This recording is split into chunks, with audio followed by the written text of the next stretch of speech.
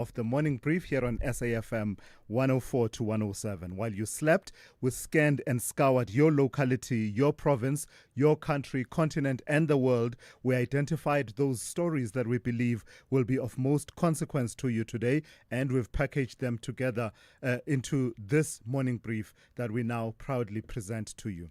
Among some of what we will tell you this morning, we'll be focusing on this.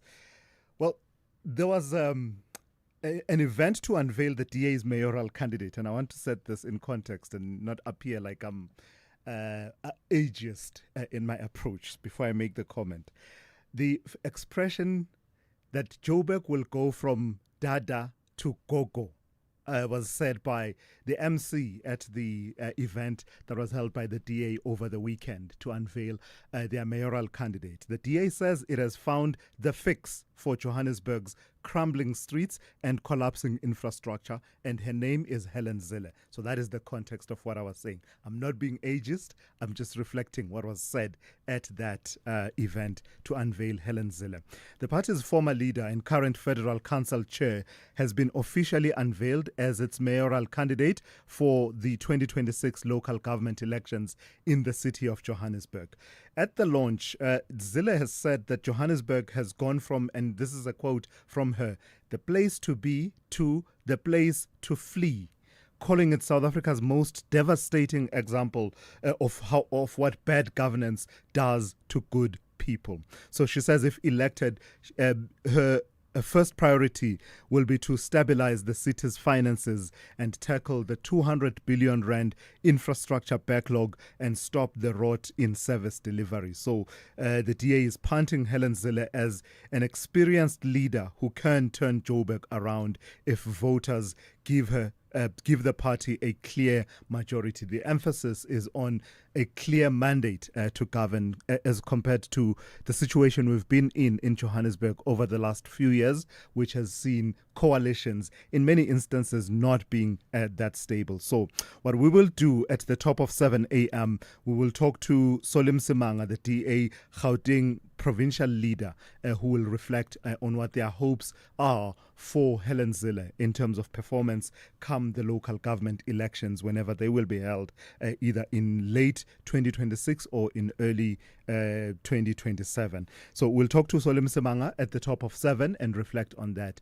I want to know your reaction as well if you live in the city of Joburg and your own reflections on the work that Helen Zille did. She was previously, of course, mayor of Cape Town, but also premier of the Western Cape. At some point, in fact, in Cape Town, she led a rather complex coalition. I think it was 7 parties or thereabouts in that coalition, but then later on she became the premier of the province of the Western Cape. Your reflections, your thoughts about how the electoral race will shape up and how you would like to see it shape up, right? Helen Zille is now firmly in the ring. There was that picture that was shared by the current mayor, Dada Morero, of them shaking hands almost in a arm wrestling style of handshake. And he was making the joke that just not so long ago we were sharing jokes between us, and now she's gunning for my job. So it's the race for Joburg is really shaping up. I want to know your thoughts about how to proceed and what your thoughts are, the prospects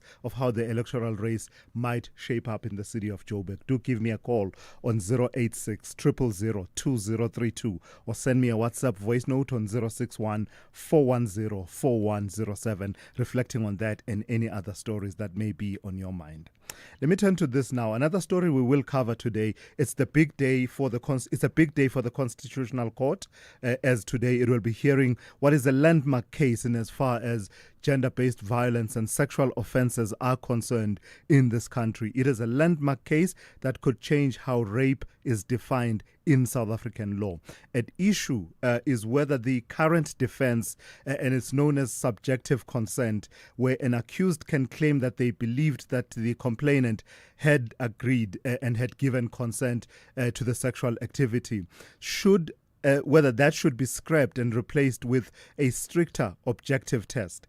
You'll know that the Gauteng Provincial Division of the High Court has already ruled that the subjective test is unconstitutional, with Judge Selby Baqwa finding that it violates the rape survivors' rights to dignity, privacy, and equality. So if the Constitutional Court confirms that ruling, accused persons will in future need to show that they took reasonable steps to establish that consent was actually given. So you know right now, even if the belief of the accused that the complainant had given consent, even if in actual fact the complainant had not given consent, but the accused believed that consent had been given. In many instances, it has led to an acquittal on a charge of rape. That's the issue. That's what's at the heart of the issue that will be argued before the Constitutional Court. Leanne Germanos Manuel is the director and co-founder of the Embrace Project. They have been at the forefront of that legal challenge and will weigh in on that. And that's coming up at about 8:10 this morning. That's the conversation we'll be having. Lastly, let me flag this. Chances are you've had one of those calls that come in at absolutely the wrong time. You are either having dinner with family or you're carrying on your own business and you're in the middle of your work day, and you're busy. You really are busy, and it's interrupted by one of those relentless, unsolicited marketing calls, usually from a private number or a number in one of the smaller towns or cities, I don't know, in other parts other than where you live, right? And you get that call and they're trying to sell you yet another insurance policy, another product, cell phone upgrade, and the likes. And the frustration is real, because even after you politely decline, many of us end up having to hang up rudely on a persistent agent who just won't take no for an answer. The truth, of course, is that the country, South Africa, ranks among the worst in the world for spam calls. And on average, we are told people here get about 15 of those calls every month. But there are ways to fight back, we are told, from registering on the national opt-out list, as well as using apps like Truecaller to laying a formal complaint with the Consumer Commission if the calls don't stop. So we'll talk about that issue a bit later on the show with David Dickens, who is the CEO of the Direct Marketing Association of South Africa. So that's just a glimpse of what's coming up. But of course, we want you to be a part of the conversation. As I said, do call me on 086 000 2032 or your WhatsApp voice notes on 061 410 4107. Let's get the Monday edition of the Morning Brief underway. Think about 6 years ago, when Amapiano was just a musical instrument, when streaming meant watching water flow, not videos online, and remote work was only said when your remote batteries died. So it makes you wonder, what will the next 6 years bring? Hino trucks now come standard with a 6-year drivetrain warranty, covering everything from pistons to gears. So although a lot can change in 6 years, our warranty promise won't. T's and C's apply. Hino, all the way. I'm Andile Ncube umzilankade siqongo no George Ntomba eyazi ngizala ke suka le emzimkhulu egugweni ila ke inkaba yasala khona. Your son got a star on his forehead, brightens your every mood when you get as old as I am. What do I like about Mzansi or love? It's home. Beyond football, I enjoy cricket. Or Andile ngasixhosa go Ace Mabheka. My favorite nickname of all time, like Captain Yama 2000. In everything we do, just like the African continent is the beginnings of life, right? Just like women are the beginnings of life. The SABC and SABC Sport is exactly that. Catch Andile, Captain Yama 2000 Ncube on match days, live on Latuma. Proudly brought to you by SABC Sport. For the love of the game. So you thought you were building a business? In this economy? Good luck. But day by day, somehow it grew. You became payroll, procurement, PR, and pressure valve. You kept going when the freezer didn't freeze, the bucket didn't budge, and the bank balance barely blinked. What's that saying again? What doesn't kill your business makes it stronger? Or at least it should be that. So you thought you were building a business. You weren't. It was building you. Because this isn't just what you do anymore. It's who you are. and you don't trust just anybody to protect it. Chat to your broker about Old Mutual Insure Business Insurance. Protect what built you. Old Mutual Insure Limited is a licensed FSP and non-life insurer. The Morning Brief with Thulasizwe Simelane. All right, we've given Melissa Buta a well-deserved break for today, so let me go straight to your weather and tell you how it will be looking throughout the day today. I've got two warnings for you that have come through from the South African Weather Service. The first one is a yellow level 2 warning. It is for damaging coastal winds and waves, resulting in localized difficulty in navigation of small vessels, with a risk of some vessels taking on water and capsizing within a locality, and that is expected in places along the coast between Plettenberg Bay and Port St. John's. Yellow level 2 warning is for damaging interior winds, resulting in localized damage to temporary structures, localized disruption of small harbors and or ports, and localized traffic disruptions, and that is expected in places along the coast between Plettenberg Bay and Gqeberha. The rest of your weather looks like this. Pretoria will be fine with a minimum of 14 and a maximum of 30. Johannesburg fine 11 to 28. Vereeniging fine 15 to 27. Mbombela fine 15 to 31. Polokwane fine 13 to 30, Mahikeng fine 17 to 30. Bloemfontein partly cloudy and windy 14 to 23. Kimberley partly cloudy and windy 16 to 25. Uppington will be partly cloudy and windy with isolated showers and thunder showers 13 to 24. Cape Town partly cloudy with isolated showers and rain in the early morning 12 to 20. George will be partly cloudy with isolated showers and rain in the early morning, 12 to 19. Gqeberha, partly cloudy with isolated showers and thunder showers, 15 to 20. East London will be cloudy with isolated showers and thunder showers, 16 to 24. Durban, partly cloudy with isolated showers and thunder showers, 18 to 31. Richards Bay will have morning fog patches, otherwise partly cloudy with isolated showers and thunder showers, 21 to 34. And lastly, Pietermaritzburg will have morning fog patches, otherwise partly cloudy with isolated showers and thunder showers, with a minimum of 17 and a maximum of 32. Kathy Motlatlana on SAFM. Why should we as society be concerned about this?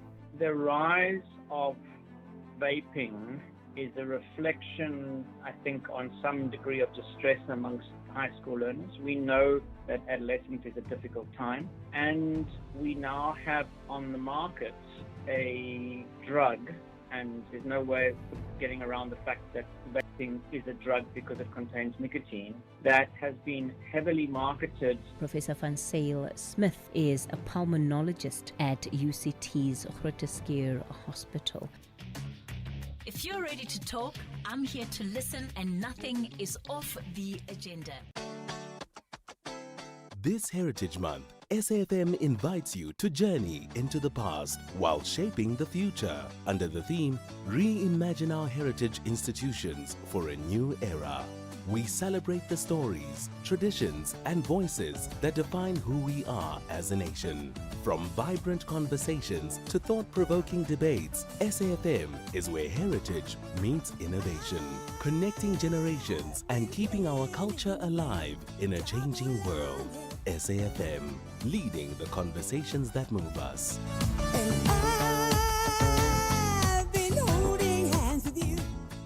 Worldview Update, bringing you closer to international or global news. 21 minutes after 6 on this Monday, two G7 powers, the UK and Canada, as well as Australia, have formally recognized the state of Palestine, marking a historic first among the world's richest democracies. Their coordinated announcements came ahead of the UN General Assembly World Leaders Debate that is coming up, all that activity at the UN that is coming up this week, where France and other European nations are also expected to follow suit. Leaders say the move is aimed at reviving the two-state solution, countering Hamas, and preventing Israel from erasing the chance of a Palestinian homeland. But it has triggered, as you can imagine, fierce reactions, with Israel accusing them of rewarding terrorism, and Donald Trump, the U.S. president, warning in the last few days, warning Prime Minister Keir Starmer, the UK Prime Minister, that the decision was, quote-unquote, a grave mistake. So let's unpack it all with Musam Dunge, political analyst and also at the University of Dundee in the UK. Good morning to you, and thank you for your time. Why now? What political, diplomatic and symbolic factors have pushed the UK in particular, Canada and Australia to move together at this moment? Well, thank you for having me, and good morning to you and to the listeners. Well, this moment is, of course, a consequential moment. We see both the United Kingdom, as you said, Canada, Australia, and including Portugal, by the way, last night as well, moved to recognize a Palestinian state. What fundamentally moved them is, domestic pressure from their own citizens. And for Keir Starmer, of course, it is the pressure that he faces within his own party, many of whom have been pushing for the recognition of a Palestinian state, but also have been pushing for equal condemnation against Israel and possibly cessation of ties. But of course, for Keir Starmer, this is a balancing act. He recognizes that the grave atrocities being committed by Israel, which the United Nations have argued that there have been crimes against humanity committed. And so in many ways, Keir Starmer is a man who faces that domestic pressure that pushes him in a position where the United Kingdom now recognizes a Palestinian state. And of course, as you said, why now? And part of the things that I think Keir Starmer has to answer is, why has Britain decided that this move was legitimate now and not before? In order to answer the question of the heart in which it moves in terms of this matter, is this just a symbolic move, or will it move beyond this? Because the question is, how actively now does Britain move to ensure that in terms of its own trade, its own relationships with Israel, it's not aiding and abetting a genocide? Yeah, so say a bit more about that, what the implications are, and perhaps the debate that is happening in the UK about what the implications are. Because until now, it has been a conflict that is waged by a state that the UK recognizes against a territory that was not recognized as a state. So now it moves into a different terrain, doesn't it, in terms of definition of conflict between states and what the responsibilities are of the various states in relation to that. What's the conversation being had in the UK about what this decision means for its approach going forward? Well, look, its approach, and you see it in the response of Prime Minister Keir Starmer. He makes the argument that while they will recognize a Palestinian state, they do not recognize Hamas. They recognize it a terrorist state and their own terrorist organization, and they don't envision it as being part of a future political process. The challenge with that here is that there are elections that are going to be hosted next year, for example, in the West Bank, and all the polling points that in actual fact it looks like Hamas will win that election.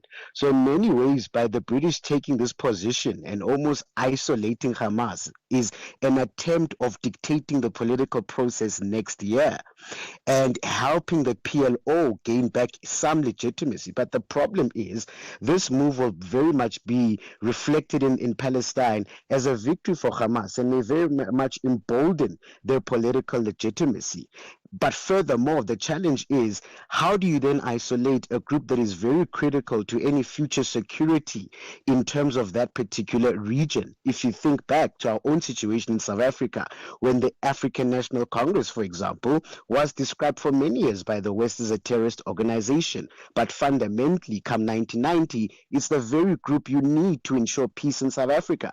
And so one does have to question how effective this move will be, but also in terms of the military trade between Britain and Israel. A lot of trade happens between these two countries. In fact, some of the parts of the F-35 program that Israel has depend on British parts. Will those trades continue even with all the information of the atrocities that we have? That's the question that Keir Starmer must be held accountable to. And I think likely members of his party, especially on the far left, are likely going to hold him to that position. All right, I've got to thank you for your time and your insights this morning. That's Musa Mdunge, political analyst at the University of Dundee in the UK, and just unpacking the latest developments around recognition by at least two G7 powers, the UK and Canada. Add Australia to that and Portugal to the recognition of a state of Palestine. And in the coming days, you are likely going to see more countries, including France and a host of others that are acting in a coordinated manner to recognize the state of Palestine. This is SAFM Sport with Zai Khan. Good morning to you, Zai. So tell me about World Athletics Championships, and we've got some medals, especially for the 4x4 relay. We had a bit of a drought there, didn't we? We did, and it just started raining. I'm looking literally. at you through the, through the eye of the needle. The eye of the needle. These computers are in the way. So I now know. I'm moving one so I can see you. Yes. We are Tell me about rearranging it. the furniture. Yes. Botswana, wow. Sprinting away with that gold. South Africa sneaking in the bronze. It's a real African continental breakfast this morning, and wonderful news for Team Africa, especially South Africa. They ended an 8-year wait for a global medal. Our quartet powered home in a season's best, joining Botswana on the podium after their historic gold. South Africa narrowly missing silver, sharing the same time as the USA, 2 minutes 57.83 seconds, but settling for bronze by the skin of a thousandth of a second. But let's hear now from Letsile Tebogo, the Botswana sprint star. It wasn't a good conditions for us, but we just have to swallow that and just bring it in. And the initial plan was to come here and attempt the world record. That was the initial plan that we came out here with. And then when it started raining, we had to adjust to that plan and make up a new plan, just beat the United States. That was the main goal, because they've been dominating for a long time. So somebody had to stop them, and we are proud to stop them from that dominance. And we want to dominate for the longest possible. Staying at the World Athletics Championships, United States also dominated the women's 4x400 meter relay, breaking the championship record in 3 minutes, 16.61 seconds. They also secured both the men's and women's 4x100 meter titles. The women, their quartet edging Jamaica, with Germany third, while the men's team clocked a world-leading 37.29 seconds ahead of Canada in a record-breaking team as well, with Netherlands behind Canada. Let's go to soccer news. Sekhukhune United coach Eric Tinkler urging his players to maintain greater consistency if they are to turn their early season form into a lasting title challenge. Babina Noko left it late to secure all 3 premiership points against Golden Arrows at the Peter Mokaba Stadium, with veteran striker Bradley Grobler netting the decisive goal. Here's the United coach Eric Tinkler. I think very important that we stay grounded, don't let our success so far go to our heads, both players and us as technical staff, We've worked extremely hard to get where we are, and that work needs to continue. I told you, it's still very early days in the season, and, we want to be up there. That's been the purpose and the objective since I've arrived at the club, is that we want to be competing at the highest level. So that's what we're going to try and achieve. But to talk about winning the league, way too early. Let's go to Polokwane City. They fought back to have a 2-1 victory over Chippa United in the Betway Premiership match. And Gabriel Martinelli coming off the bench, scoring a 93rd minute equaliser to salvage a 1-1 draw for Arsenal against Manchester City at the Emirates Stadium. Aston Villa, they broke their goal-scoring duck. They were pegged back by 10-man Sunderland in a 1-1 draw, and it all happened at the Stadium of Lights. And that's your sport. We'll be back with more, especially motorsport, with Max Verstappen claiming the Azerbaijan Grand Prix. That's at the top of the hour. I'm Zai Khan. Good morning, I'm Anne Musa. In the headlines, Trade, Industry and Competition Minister Pak Stau says progress has been made in the US-South Africa negotiations on a future bilateral trade deal. Tau spent a number of days in Washington where he met with U.S. trade representatives and key members of Congress. National Police Commissioner Fani Masimola is expected to respond to some of KwaZulu-Natal Police Commissioner Nhlanhla Mkwanazi's allegations when he appears before the Matlanga Commission of Inquiry in Pretoria this morning. And the Pretoria High School Old Boys Club says 2 suspects have been killed and a third arrested after attempting to steal a car on their premises in Linwood. I'll have details on these and other stories at 7. SAFM, guiding you through the rush hour traffic. A very good morning from the traffic desk. Heavy pressure on Joburg's N3 North on the run-up to Buccleuch. Now, it's roadwork should have been held over from the weekend. It was a major backlog Saturday and Sunday, and as you come into work on Monday morning, those works are still there. N3 North up into the N1 Buccleuch. Traffic back through Marlborough Drive and working back towards Alex. Make sure you've got plenty of time to get through that. We'll keep an eye on it. They could lift it shortly, but at this stage it is heavy. N17, roadworks at Rondebolt Road, causing big delays in from Brackpan and Springs area again this morning. And the R59 queuing up towards Michelle Avenue as you arrive into that region from the Vaal. No traffic lights on the mighty Montpellier Highway at Esquire and Pathlelly. That's a big queue this morning. Traffic backed and stacked all the way through to Theo Martin's territory. Ooh, Monday morning pressure on that R80 running from Shosha.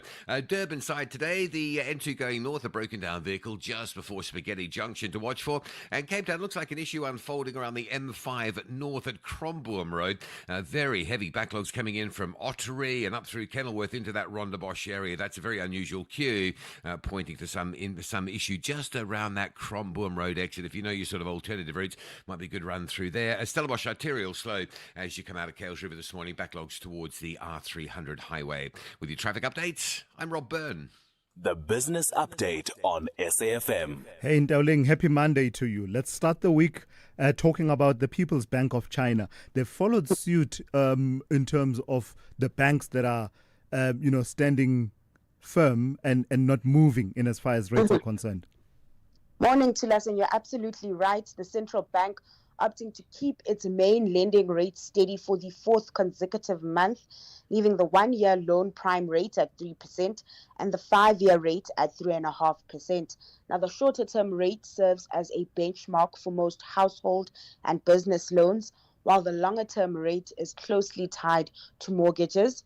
The last adjustment to these key lending rates came in May when the People's Bank of China reduced them by 10 basis points to support the slowing economy.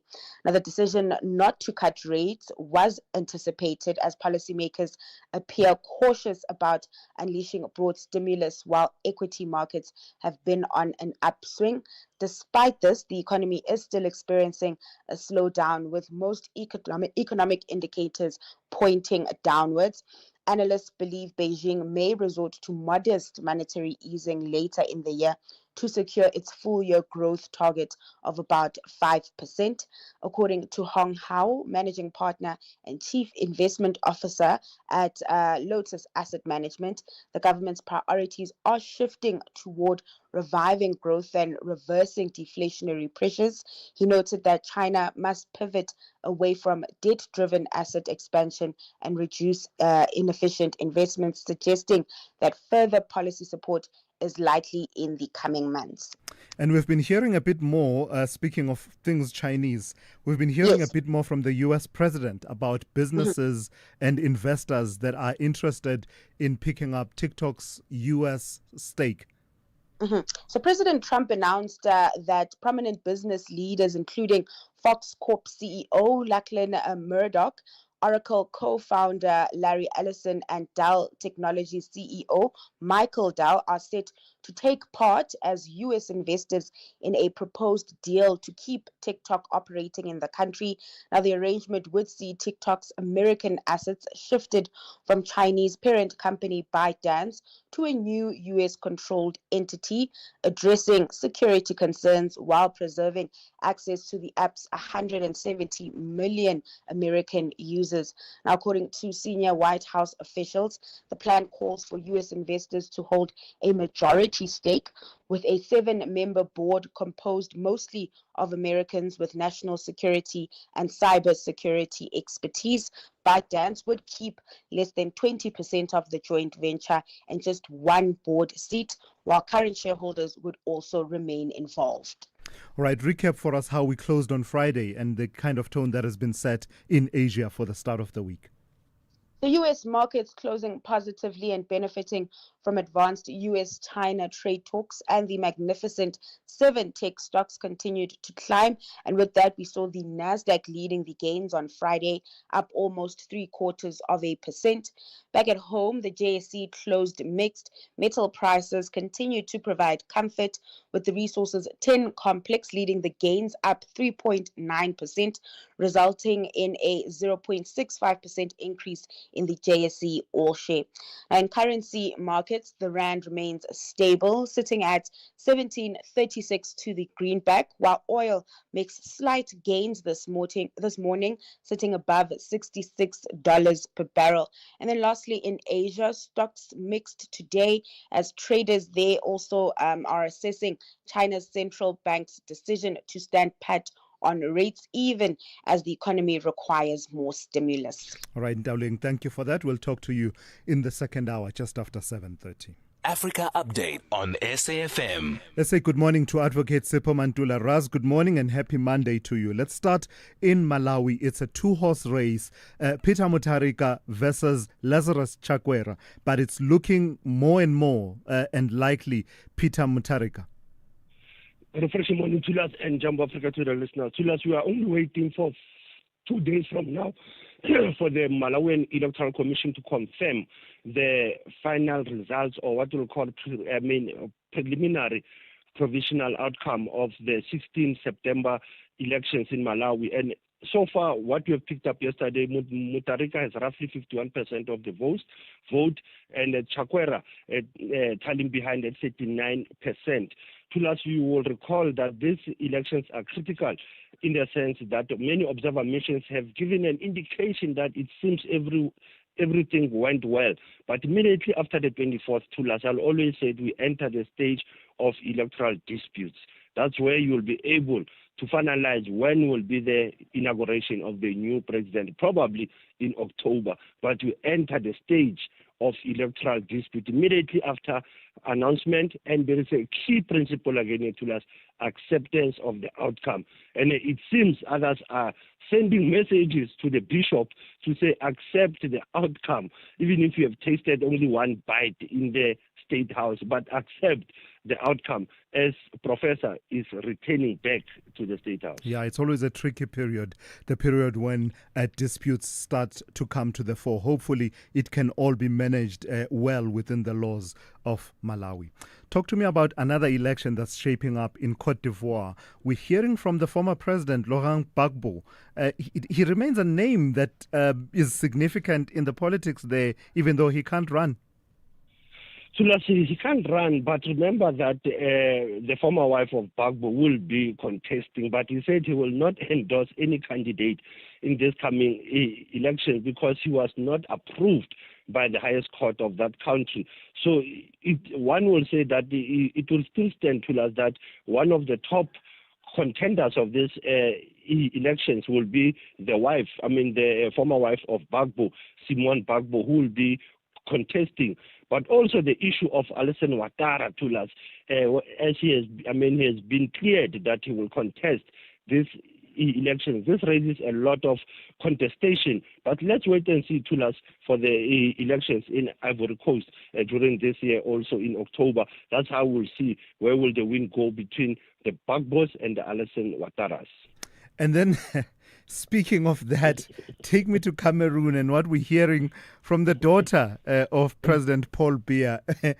You would think that it would be a natural one. You just highlighted that Laurent Gbagbo is not endorsing any candidate despite, familial ties among some of the candidates that are running. Same situation in Cameroon. My brother, we call him, this is the daughter of Paul Biya. Yes, Brenda Biya. Brenda Biya. And he was outside Cameroon, Yaoundé, in the what you call uptown in Switzerland, saying on a video that has gone viral that she won't be supporting his father. She's appealing to voters not to cast their ballot for her father in the upcoming presidential elections. And one of the reasons, it is that, there've been contestation within the family, what we can call family disputes, that the family has not treated her well. But also he's raising the issue of the aging of his father, that his father has aged to going for the 7th term at the age of 92. That's how Brenda Bia has been calling that his father, nobody must support his father, and that has sent a shock even in his family. Yeah, no, you can't get better drama than that. Political, familial drama than the daughter saying, don't vote for my father. Finally, Sipho, take me to your historical archive. It's a recent one, 22 September 2020. What happened? This one it is very close to where one is an intellectual scholar there at the Thabo Mbeki African School. It's 5 years ago, when the Thabo Mbeki African School was launched during the COVID-19 restrictions online. And that was the launch of the Thabo Mbeki African School, as one of the purposes being that when Thabo Mbeki gave the speech online, he did raise an important issue that this school will have to avoid turning its students into corporate stooges.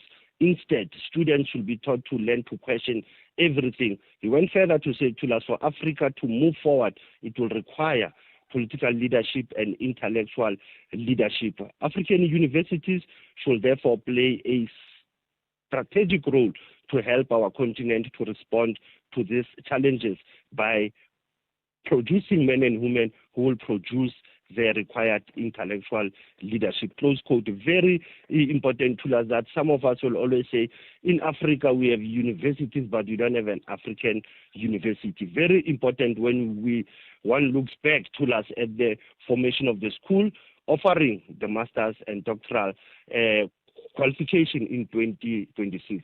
Asante sana Thulas, as we are still in the conversation, SFM observing the Heritage Week as well as the UNGA at 80. The president is out of the country, Thulas. It seems the Heritage Day celebration will be covered by the deputy president in Cape Town. Yeah.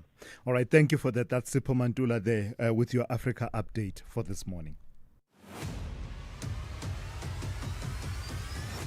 Thulasizwe Simelane is streaming live now on Facebook, YouTube, and X at SAFM Radio. 16 minutes to 7. I won't even lie. I won't even hide it. This is one of my personal pet peeves. I'm constantly frustrated by this. I don't know how you feel. I feel like there should be more regulation. I feel like I'm just being left vulnerable. What am I talking about? Chances are you've had your lunch, family quality time, or an important meeting interrupted by one of those relentless, unsolicited marketing calls, usually from a private number or from a number in one of the cities or towns where you just know, I don't know anyone who lives in that area. And that person will be calling and trying to sell you yet another insurance policy or a cell phone upgrade. And the frustration is real because even after you politely decline, many of us end up having to rudely hang up on a persistent agent who just won't take no for an answer. The truth is, we are told South Africa ranks among the worst in the world for spam calls, and on average people here are said to get about 15 of them every month. But there are ways to fight back, from registering on the national opt-out list to using apps like Truecaller to laying a formal complaint with the Consumer Commission if the calls won't stop. Let's speak to David Dickens. He's CEO of the Direct Marketing Association of South Africa. Good morning to you, and thank you for your time, David. The scale of the problem. If I recall correctly, I spoke to you about this issue some months ago. Even if it wasn't you, it was a representative from your organization, and I made clear my own personal frustration and just dislike for the practice. But how big is the scale of the problem we're talking about? Good morning, Simelane. Yes, it was me that spoke with you, and good morning to your listeners. Look, Thulasizwe, we get 3,500 complaints at the DMA. So we do see trends rising, especially when businesses are extremely competitive. Sorry, David, the line faded there for a moment. I want you to say that number again and put it in context. We heard you talk about 3,500, but we didn't hear in what period. Yeah, over each annual period, we get an average of 3.5 over this last year. Be specific. Mm-hmm. We do see trends in certain areas growing, and especially with the robocalls, and that's becoming increasingly a challenge for us. So yes, it is something we take very seriously, and consumers are voicing their frustrations very much like you, Sizwe. And you're saying there's a growth in robocalls. Distinguish those from the usual and traditional calls from a call center. How's that trend, and what are the characteristics of robocalls? So just to look at both of them, call centers have agents, humans that call, as opposed to the robocalls. Robocalls are not illegal if they're done in line with POPIA. For instance, if a bank needs to talk to 6 million of their consumers about an increase, they may use a robocall. You are a customer, you have opted in, so that's fair and legitimate business. But when it's just an unsolicited call, for instance, a robot or an AI-generated person online talk to you, you can actually feel that there is no connection, and you try to get to ask them, where do you get my number from? They just go on with the script. So the robocalls are really an AI-generated digital online being, so to speak. And that's what I'm talking about. Yeah. So in the write-up that inspired this conversation, you mentioned where this data, where these people and these entities get our details from. It's a constant question for people to say, where does my number reside, where it's possible for so many different agents and call centers and entities that sell these products to have access, such that I decline one and yet another one pops up. Where do they find these details? Well, I think it's the historic challenge that's carried over. If you can cast your mind back, there were entities called direct marketing list providers. These were just businesses that put together lists. There used to be a telephone book. There used to be a yellow pages. They scribed that all out into digital space, and they've been using those lists and selling those lists on. With the advent of POPIA, that has become illegal, but that business is still going in the background and in the shadows, and that's the great frustration for us all, and something that we are trying to educate the public on, and business specifically, to stop that practice. It is illegal. But there are other examples that I didn't know about. For instance, the Wi-Fi sign-ups. Talk to those a bit more. Loyalty cards and the likes. I didn't know that those are potential sources for details. I think, well, business for every application that business builds, there has to be a cost. And business, for instance, is giving you free Wi-Fi, but in life, nothing is free. So when you sign up for free Wi-Fi, you are opting in to share your details. So for everything you use, Facebook, for instance, is an application. You want to talk to your granny in Australia and you're in South Africa, you sign up, but the T's and C's say that we will advertise to you. So in those instances, the T's and C's are extremely important. Consumers read them, because there are no free services. You will be paid. You are the currency, your information. So that's where the challenge comes in.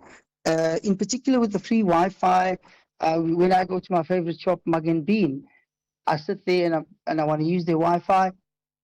I'm in their communications. I see the new muffins for summer. Yeah. I see the new milkshakes for so forth. So lastly then, talk to me about the volley of potential remedies that we have at hand, as well as talk to the weaknesses where the people on the other end are not members of your association. But firstly, just outline, what options do I have? How do I stop these calls? But I think as a consumer, what you need to understand is safeguard your communication, your information. do not go tick those boxes where you see I will send you further marketing information. Opt out from those. Do not tick that box. Also, as a consumer, when you are online, the T's and C's are listed on each web page.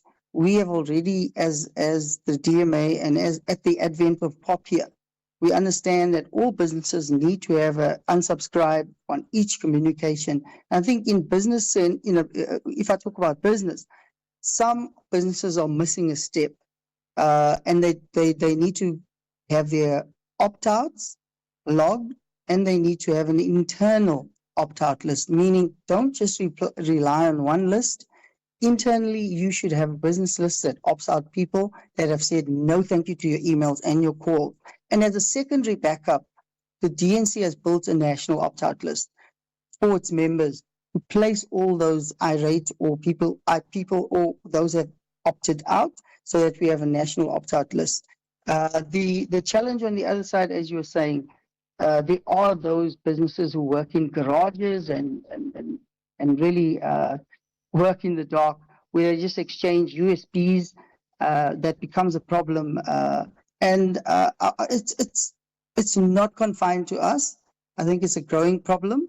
The regulator, Ms. Pansy Tlakula, has said on many occasions, all those gated communities and all those businesses we go in and we oversupply information to becomes a problem, because where does that book end up?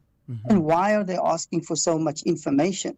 That's another channel where anyone can just with a cell phone take a snapshot of the first page, second page, up to 100 page, and there we all are exposed. So there are cracks in the system, which unfortunately is something that we try to educate and follow up on. But we're not the hawks, and that's the problem. We can't get down and stop that kind of behavior. So I know I had said that was my last question, but what you're saying prompts a question that says, are we being let down then in terms of regulation? Is the information regulator, for example, letting us down, or are we being let down at a higher level of regulation, in the sense that the penalties for those kinds of practices that you describe, non-adherence to what is already agreed, what is already on the books, could be firmer? Yes, I think we are being let down to a great degree by our institutions. When we at the DMA, we sit with our board, we look at the problems. What can we effectively change? Our budgets are very small, and our legal extent of how we can confine and control this is very limited. So we look to the IR, the information regulator, we look to ICASA. If ICASA did its job and recid and fecid us, that cell number is your ID. You would not mess around with it. But people are allowed to just swap SIM cards. That's one big issue. But I see ICASA is dealing with that, and we're very, very happy about that action they're taking. When it comes to the regulator, I think the regulator needs to have a lot more stakeholder engagement and allow for businesses like the DMA to be proxy with them in managing this battle, because it's something we can't do alone. And as governments, sometimes, they don't like to share power, and they kind of like they don't give us that voice. All right, let's leave it there for this morning. David Dickens is CEO of the Direct Marketing Association of South Africa. SAFM, guiding you through the rush hour traffic.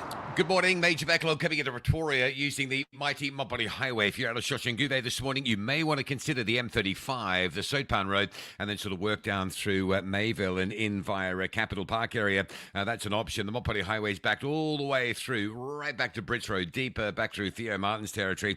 It's faulty traffic lights at the end of the R80 at Eskia and Pathlali Drive. Just had one listener saying they are preparing to be eating their lunch on that road today, so it gives you an idea of just how heavy that is. Avoid it if you can. The N3 North roadworks up at Buccleuch. This is a hangover from the weekend. Still a couple of lanes that are closed going into Buccleuch on the N3, and that's heavy. That traffic this morning backs all the way to Linksfield Road and looks absolutely awful. That is another one to avoid, the N3 going north today. Across to Durban, M13 on ramping from Old Main at Hillcrest down to Maytime. That's pretty slow. M7 into Pinetown, full of traffic today from the Hunstetman Highway area. And Cape Town, here's a surprise delay if you're going in on Nelson Mandela Boulevard. Boulevard. Normally it's a good run this time from Hospital Bend, but not today. There's a crash down by Strand Street. Nelson Mandela Boulevard pushing back a heavy queue towards Hospital Bend. If you're getting through Hospital Bend or approaching it, think about a divert down the M3, Philip Corsana, and go in via the Garden side towards Cape Town this morning. Also the M5 is pretty heavy backlogs coming up from Parkwood all the way through towards Maitland. With your traffic update, I'm Rob Byrne. Thulasizwe Simelane on SAFM. 4 minutes to 7. Johannesburg's water crisis has boiled over, with the Joburg Crisis Alliance calling for the resignation of the mayor, Dada Morero, and the MMC responsible for water. Communities in Claremont, Westbury and Coronationville remain without water. Certainly that was the case towards the end of last week, despite the mayor's expired 7-day promise to restore supply. The coalition has slammed revelations that 4 billion rand was unlawfully diverted from Johannesburg water while residents struggle with dry taps. So let's speak to Dr. Ferial Adam, who is Executive Director of WaterCan, to give us some perspectives on that problem. Good morning to you and thank you for your time. You and I have spoken on many occasions about the situation in Coronationville, Westbury, and those communities around Claremont. Why was it that, let me put it this way, did the mayor and officials in the city of Joburg and Joburg Water underestimate what would be required to restore water, working with and within the commando system in terms of, the various systems that supply water to communities in Joburg? Good morning to Thulasizwe and to your listeners. I think completely, especially the mayor, underestimated the work that needed to be done. In fact, there was a Joburg water representative a few days later who said that it was ambitious to say 7 days. So I think it showed the disconnect that the mayor has to what exactly the problem is and how extensive it is and how serious the issues are. And how serious are the issues? What makes this, they call it the commando system because each and every part within the network that supplies water has a name given to it. Talk to me about the commando system and what the issues are that ail it, that meant that this estimation was always unrealistic. Well, the commando system has been plagued with issues for, in some parts. So there are two reservoirs, key reservoirs. There's Hurst Hill 1 and Hurst Hill 2. The Hurst Hill 1 reservoir is completely empty because of a huge crack at the bottom, at the base of the reservoir. So they can't fill it. And so water there is bypassed, and that is the water that goes to Claremont, Coronationville, Westbury. And the normal thinking is if there's water being pumped by Eikenhof pump station, they should have water in their taps. But then it shows that there are issues around the pipes in that area. They're extremely old, extremely fragile. And so this is what we have. And then also the connecting to Department of Settlements, because the flats in Coronationville, Claremont are the ones that are also being impacted. So it's a very complex issue to just say it will be fixed in 7 days. And then the Hurst Hill 2 reservoir, which feeds areas like Greenside, Emerentia, those areas, that one has a crack at, I think, 1 meter. So you can't fill the reservoir more than 0.9 to 1 meter. And that only means that the reservoir is 40% full. And often those areas have to be throttled. So often you have to throttle those areas. And so what that means is that they close the reservoirs off at night. And this has not been going on for like 3 weeks or 1 month. It's been going on for years. The issues in Claremont and Westbury are close to 10 years that people do not have a constant supply of water in their taps. Yeah, and they're happy with like 2 hours. And they're like, oh, we've got water for 2 hours. Yeah, and that's exactly what communities have been telling us throughout the last few weeks, especially at the height of the protests. I've got to leave it there for this morning, and thank you once again for your time, Dr. Ferial Adam, Executive Director of WaterCan. Let me take you now straight to Ann Musa with the latest news. Outsurance will go out of their way to try and save you money on your car insurance. If they can't, ask for 500 Rand. Time to switch and save. Call 0800 60,000 today.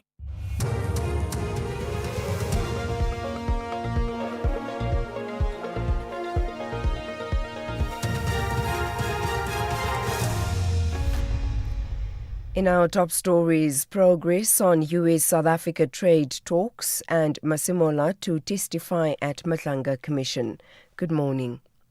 Trade, Industry and Competition Minister Pax Taus says progress has been made in the US-South Africa negotiations on a future bilateral trade deal. Taus spent a number of days in Washington, D.C., where he met with US trade representatives and key members of Congress. He has since joined the South African delegation for this week's UN General Assembly. Taus says the talks partly focused on reducing the high 30% duty imposed on South African exports and the future of the African Growth and Opportunity Act, which is due to expire at the end of this month. There were indications that we're making significant progress in terms of the discussions and the way forward. And what's the way forward, you would ask? The US will give us a revised text on the basis of the comments and questions over the past week. We anticipate that that would be given to us early in the next week. It would give us about 2 weeks to consider, to consult stakeholders, sister departments, go to cabinet, get a mandate, and be able to respond. And from there, we'd be able to then get into the details of the negotiations. Meanwhile, President Cyril Ramaphosa is leading the South African delegation to the high-level segment of the United Nations General Assembly. Ramaphosa, who arrived in New York last night, is expected to champion global solutions and UN reform at the organization's 80th session. Over 100 heads of state and government are expected to attend this year's event under the theme Better Together, 80 Years and More for Peace, Development and Human Rights. Showan Bryce Peace reports. Ramaphosa will participate in a two-state solution conference later Monday after a number of Western countries indicated their formal recognition of a Palestinian state, including Canada, the UK, Australia and Portugal, with more set to follow. The President will address the general debate on Tuesday, where he is expected to champion multilateralism and the peaceful resolution of conflicts, then engage in a discussion at the Council on Foreign Relations on Domestic and Foreign Policy, attend a heads of delegation reception hosted by President Donald Trump, participate in bilaterals with US business leaders, and an executive dialogue hosted by the US Chamber of Commerce, before closing out the week with a G20 ministerial meeting. National Police Commissioner Fani Masemola is expected to respond to some of the allegations made by KwaZulu-Natal Police Commissioner Nhlanhla Mkhwanazi when he appears before the Matlanga Commission of Inquiry in Pretoria this morning. They include the alleged lack of communication on the disbandment of the KwaZulu-Natal Political Killings Task Team. Masemola will be the second witness after Mkhwanazi, who testified for 3 days last week. Sibahle Mota reports. Last week, General Mkhwanazi testified that he received no official confirmation from National Police Commissioner General Masemola on the disbandment of the KwaZulu-Natal Political Killings Task Team. He says because of this, the PKTT continued to operate but with limited capacity. The KwaZulu-Natal Political Killings Task Team was disbanded by Police Minister Senzo Mchunu at the end of December 2024. This is a decision that Mkhwanazi says was meant to be taken by General Masemola. The Pretoria High School Old Boys Club says 2 suspects have been killed and a third arrested after attempting to steal a car on their premises in Linwood. The club says a member of the public discharged a firearm at the suspects, killing 2 of them. It says police and emergency services were contacted immediately after the incident, which happened yesterday. And finally, tech billionaire Elon Musk was among those that attended the memorial service of right-wing Christian activist Charlie Kirk in Glendale, Arizona. Both Musk and the White House have posted a video of the billionaire and President Donald Trump shaking hands. Earlier, Trump said Kirk's contribution to America would never be forgotten. Kirk's widow, Erica, was one of the speakers. Kirk was shot dead at a university in Utah earlier this month. The BBC's Sarah Smith was at the memorial service. Wiping her eyes as she spoke, Charlie Kirk's widow, Erica, described seeing her husband's dead body in the morgue before saying she forgives his killer. President Trump, the headline speaker, said America is a nation in grief, in shock and in mourning. Charlie Kirk is being celebrated as a martyr. with many speakers saying his message will be heard by more people after his death than it was during his lifetime. Convinced his murder will accelerate the Conservative movement and amplify his right-wing views. Recapping the top story, Trade, Industry and Competition Minister Pak Stau says progress has been made in the US-South African negotiations on a future bilateral trade deal. He spent a number of days in Washington, D.C., where he met with US trade representatives and key members of Congress. For SAFM News, I am Anne Musa. Outsurance will go out of their way to try and save you money on your car insurance. If they can't, ask for 500 Rand. Visit outsurance.co.za today. You always get something out. Imagine saving on car insurance. Now imagine getting 500 Rand or 1,500 Rand if you don't save. That's right. If Outsurance can't beat your car insurance premium, ask them for 500 Rand cash. Make that 1,500 Rand cash if you've been claim-free and with the same insurer for 3 years. Savings or cash, you always get something out. Get a quick and easy quote today. Call 08600 60,000 or visit outsurance.co.za. Licensed insurer and FSP. T's, C's and information online. It's a very good morning to you. In your SFM sports headlines, we're celebrating Team South Africa securing the bronze at the World Championships. And we'll also bring you Formula One, Max Verstappen winning the Azerbaijan Grand Prix as Piastri crashing out. Details just before 7:30. SAFM, guiding you through the rush hour traffic. Good morning. Couple to avoid around Gauteng. Very important to just try and get away from these routes. Number one, the mighty Mopani Highway inbound. No traffic lights. Esky and Pathladi Drive junction. The R80 is back to Brits Road. Brits Road is backed up just to try and get into the mighty Mopani Highway.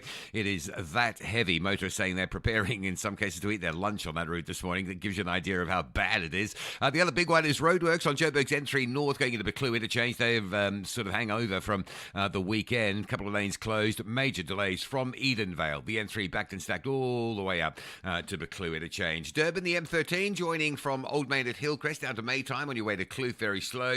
M3, the N3 going out to Pietermaritzburg. Got a breakdown before you get to Cliffdale. That's a stationary truck in the roadworks. That's heavy from Key Ridge area. And Cape Town today, no traffic lights. Bosmansdam Road at Montague Drive. Traffic already backed deep into Edgemead territory. The N7 both ways to get off at Bosmansdam is heavy. And a crash on Nelson Mandela Boulevard going inbound, approaching the CBD by Strand Street. That traffic's back to Hospital Bend. If you're at the Bend, split down Philip Kosana, the M3, and go into town via the Garden side. With your traffic update, I'm Rob Byrne.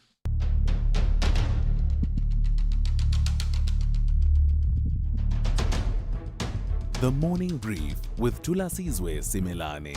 Weekdays, Monday to Friday, 6 to 9 a.m. The Morning Brief with Thulasizwe Simelane. Weekdays, Monday to Friday, 6 to 9 a.m. It's just gone 9 minutes after 7 on this Monday. It is great to be in your company. Welcome to it, the second hour of the Morning Brief here on SAFM. We are on 104 to 107 on the traditional radio airwaves. But of course, we are live on our YouTube channel, on our website, as well as on Facebook and the platform now known as X, formerly known as Twitter. Among some of what we will tell you in this hour, in the next few minutes, I'm in conversation with Solim Simanga. We'll be reflecting on the DA's announcement of their mayoral candidate for the city of Johannesburg. Helen Zille has been confirmed. The DA punting her as the fix that Joburg needs, and talking about Helen Zille at that announcement, saying that Johannesburg has gone from being, quote unquote, the place to be, to being, quote unquote, the place to flee, and saying that it is the most devastating example of what bad governance does to good people. I'll be talking to Solim Simanga, the DA Gauteng provincial leader, in the next few minutes. And then shortly thereafter, we'll return to a conversation that we had on Friday that was about Johannesburg being named the least walkable city in the world in 2025 out of a study of some 90 global metros that were compared for their walkability.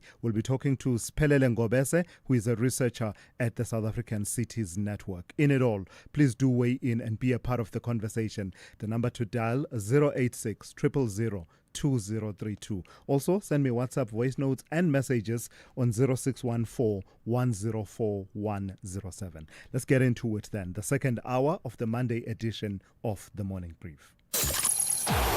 Lina Lakake Tlompokekana, I'm former Mamelodi Sundowns captain. I'm a sports analyst Lago SABC Sport. When I'm home, I try by all means to practice cooking. My favorite home cooked meal, I'll go for pap and masonja because I can prepare that with easy. What do I normally get up to when I get a moment to myself? Where I would easily, play my guitar. I try to practice a lot of Tracy Chapman. My favorite foreign language is French. Bonjour, comment ça va? So if I didn't play beautiful football, I think I was gonna be a baseball player. What do I like about SABC Sport is the fact that we given an opportunity to educate. Catch the exciting Diski analysis by Sompo Long Range Kekana on match days live on Latuma. Proudly brought to you by SABC Sport. For the love of the game. The Spa Baby Proteas will take part in the Netball World Youth Cup 2025 in Gibraltar from the 19th to the 28th of September 2025. These are our rising stars. Hashtag Together We Rise. Brought to you by the Department of Sport, Arts and Culture. Do great solutions start with good conversation? SAFM, leading the conversations that move us. 12 minutes after 7. The DA says it has the fix for Johannesburg's crumbling streets and collapsing infrastructure, and her name is Helen Zille. The party's former leader and current Federal Council chair has been officially unveiled as its mayoral candidate for the 2026 local government elections.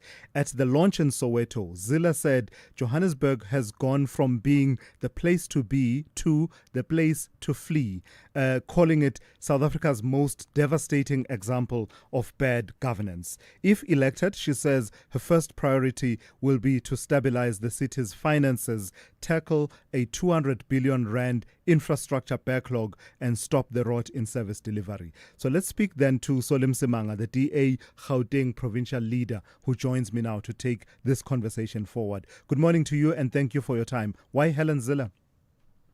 Good morning, Thulasizwe, and good morning to the SAFM listeners. Helen Zille emerged out of a long process that would have seen the DA going out in the public space, asking for people, not just within the DA, but people across the length and breadth of South Africa to come in and put up their hands to be mayoral candidates in Johannesburg and also in other municipalities as well. They would have also been subjected to quite a number of rigorous testing, including psychometric testing, including scenario planning, examinations, and interviews. And Helen emerged from that as a somebody that would have scored the highest. We would have had Thulasizwe as well, quite a number of people, including very, very senior people in business and senior people in entities that would have applied. But two of them have actually now withdrawn. Who were the part of the higher scoring as well, who have withdrawn because they have now realized that the campaign starts now and they will have to then allocate some serious time towards campaigning from now on until next year, and then they can't be away from business or the entities that they're responsible for, so they're withdrawn. So that's where we are at this point in time, too, Liz. Care to mention the names of the other two top contenders that you're saying have had to withdraw? Well, I will mention. It's part of two is part of the five, and there was also Belinda and another gentleman plus the two. The two I will not be able to then mention because they had actually then been, what we call the word is. Confidentiality. Confidential candidates because they are still running businesses or actually still employed somewhere, and this is why we cannot mention them. You mean to tell me, Solim Simanga, out of that process you just described, you could not find someone suitable that lives in Joburg, that has lived in Joburg for the last while, and perhaps in the criticism and critique that will follow, that will certainly follow in the political space, will not face the criticism that says you don't even live in Joburg. Joburg is not Cape Town. Well, that is fine. I mean, we can live with the criticism, but I think what will also be very telling is the kind of experience that Helen Zille will be bringing, the kind of experience and also, the knowledge that she is bringing into this. We don't have time for experiments. We don't have time to be teaching, as the president has been calling the ANC cadres to come and do the job better. We want somebody who is a change agent, somebody who has proven that they will be able to, turn a dire situation around. And Helen is, capable of doing that. She has done it in Cape Town. She has done it in the Western Cape, and also in the Department of Education while she was an MEC. And she will certainly be able to then put that experience into use here in the city of Johannesburg. You'd also appreciate that this is a city that is a 77 billion rand a pumping machine, and we now need to then make sure that this machine is actually working as it's supposed to be working. Yeah. It cannot be that you would have so many entities and departments that are doing the same thing, but yet the people are still complaining about the efficiency of delivery of services. And therefore, we now need to then make sure that we clean this up, we get the infrastructure going, we get the economy going, and we get the governance going in the right manner in the city of Johannesburg. What do you say to the criticism that says the track record that she has in governance in the city of Cape Town, as well as when she was Premier of the Western Cape, is a mixed track record, in the sense that the rising tide did not lift every boat in those circumstances? You're already hearing that coming through from the ANC, but I'm pretty sure that by the end of this show, you will be hearing that reflection that says it's just not equal development in the two scenarios where she's been part of governance, being Cape Town and the broader Western Cape. Well, then any of these other political parties, let them bring their own candidate or somebody who have got the same experience, the same kind of work opportunity that would have done better. And then let's talk, comparing apples to apples, Thulasizwe.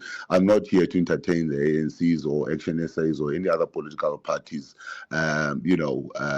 discreditation of our candidate. Yeah. We are putting a candidate that is strong. We are putting a candidate that has shown gravitas and an understanding of what needs to be done. If they want to then argue, let them bring somebody who is going to be compared to Helen Zille, and then we can take it from there. Lastly, grapple honestly. And how do you plan to grapple honestly with questions about her age? Not to be ageist, but from what I gathered, she's about, 74? Yeah, that is one of the things that is there, but there's nothing that precludes her from being a candidate of any nature. I laughed because the ANC was the one making noise, or the people within the ANC were making noise, while they wanted to give us an 80-year-old minister of youth and small and small businesses. In the name of Nkosazana Dlamini Zuma, who they actually then thought that would be able to then be efficient in running for government. So you can see the hypocrisy in all of that.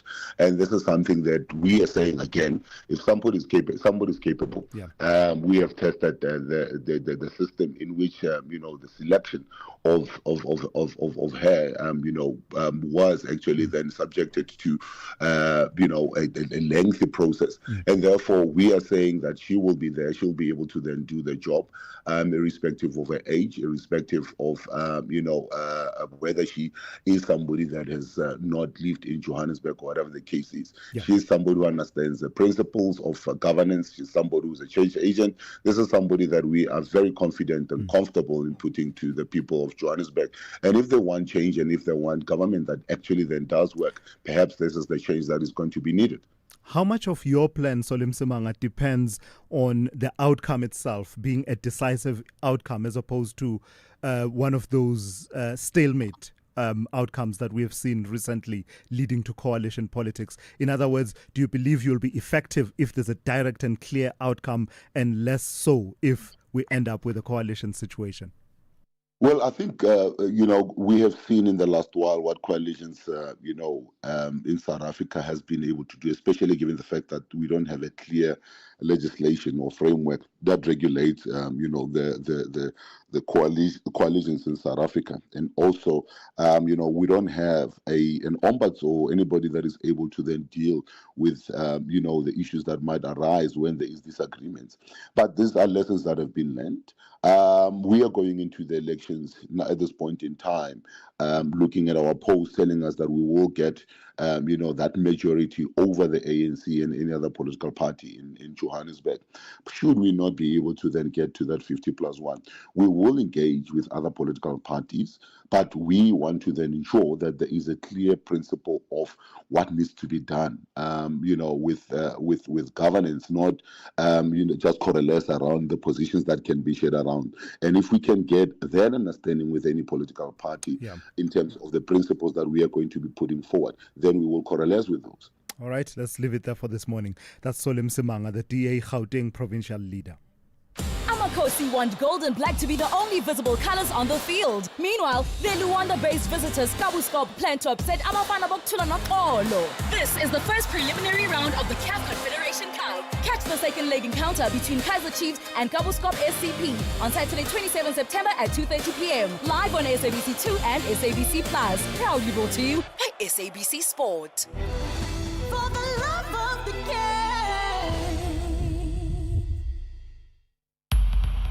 Thulasizwe Simelane on the Morning Brief. Weekdays, Monday to Friday, 6 to 9 a.m. 22 minutes after 7. Let's return to a story we touched on Friday because we want to give you another perspective on it.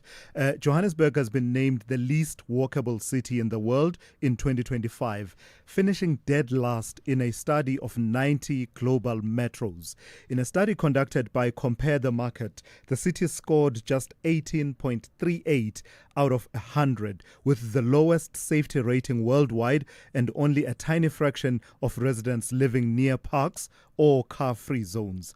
Researchers say most basic errands require a car in the city of Joburg, with just 13% of locals living within walking distance of schools or healthcare facilities. And by comparison, cities like Prague, Vienna and Tokyo are celebrated for walkable streets and accessible public transport. Joburg remains heavily car-dependent and unsafe for pedestrians. Let's speak to Siphelele Ngobese, who is researcher in the Inclusive Cities program at the South African Cities Network. Good morning to you and thank you for your time.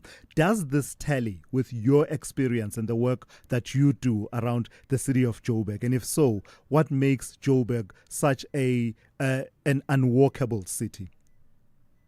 So I'll give you the planner's answer. The town planner's answer would be it's the spatial legacy of apartheid, which has been really hard to grapple with and break across our cities. And it's felt in cities like Johannesburg quite acutely, not just in terms of walkability, but, what you alluded to, the fact that not enough people live next to green spaces, not enough people live next to opportunities so that they can be economically active close to where they live.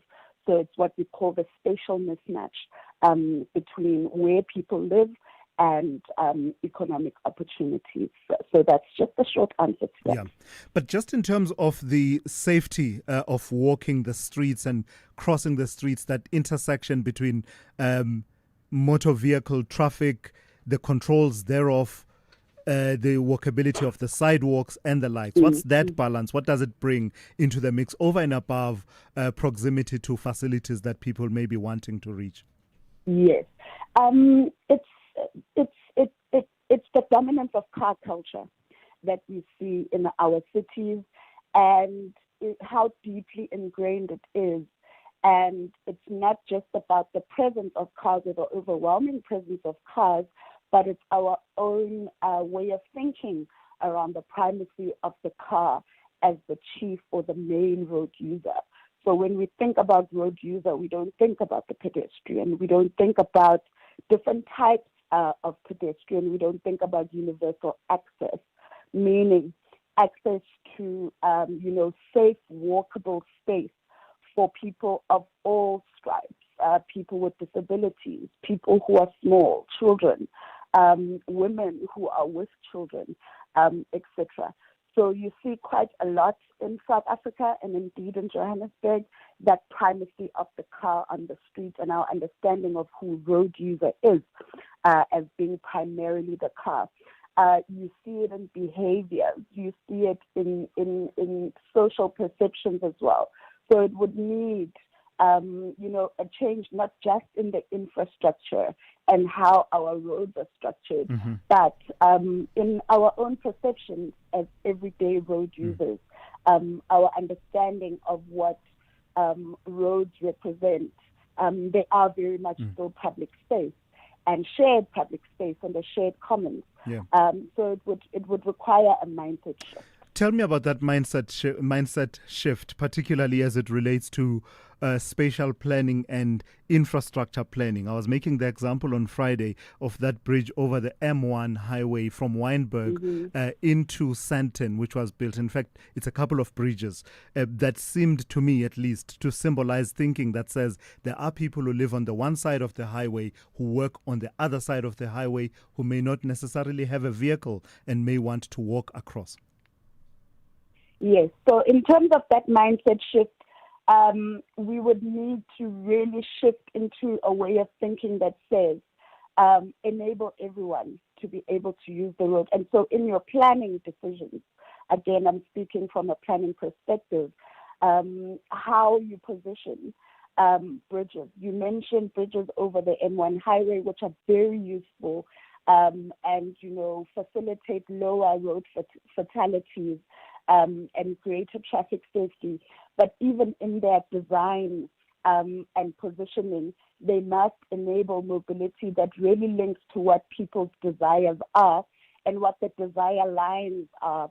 You find sometimes that from a design and from a planning perspective, us planners as well kind of have a failure to understand what exactly drives mobility, what exactly drives the way people move, where they move and how they move.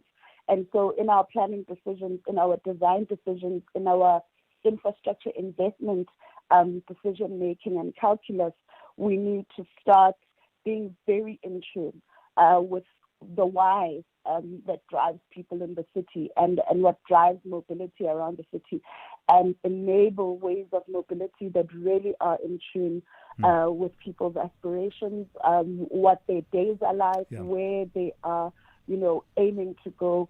And I would say, in terms of just the design of bridges, also prioritize personal safety, shifting away from bridges where you've got very solid sight lines where you can't see a person walking inside the bridge, which then drives this phenomenon where there's a bridge but people still prefer to cross on the freeway. All right, let's leave it there for this morning. Thank you for your time and your insights. Siphelele Ngobese is researcher in the Inclusive Cities program at the South African Cities Network.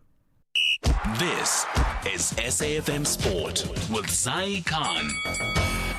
Good morning. Let's start with the South Africa's men's 4x400 meter relay team. They've ended the country's 8-year medal drought at the World Athletics Championships in Tokyo, storming to bronze.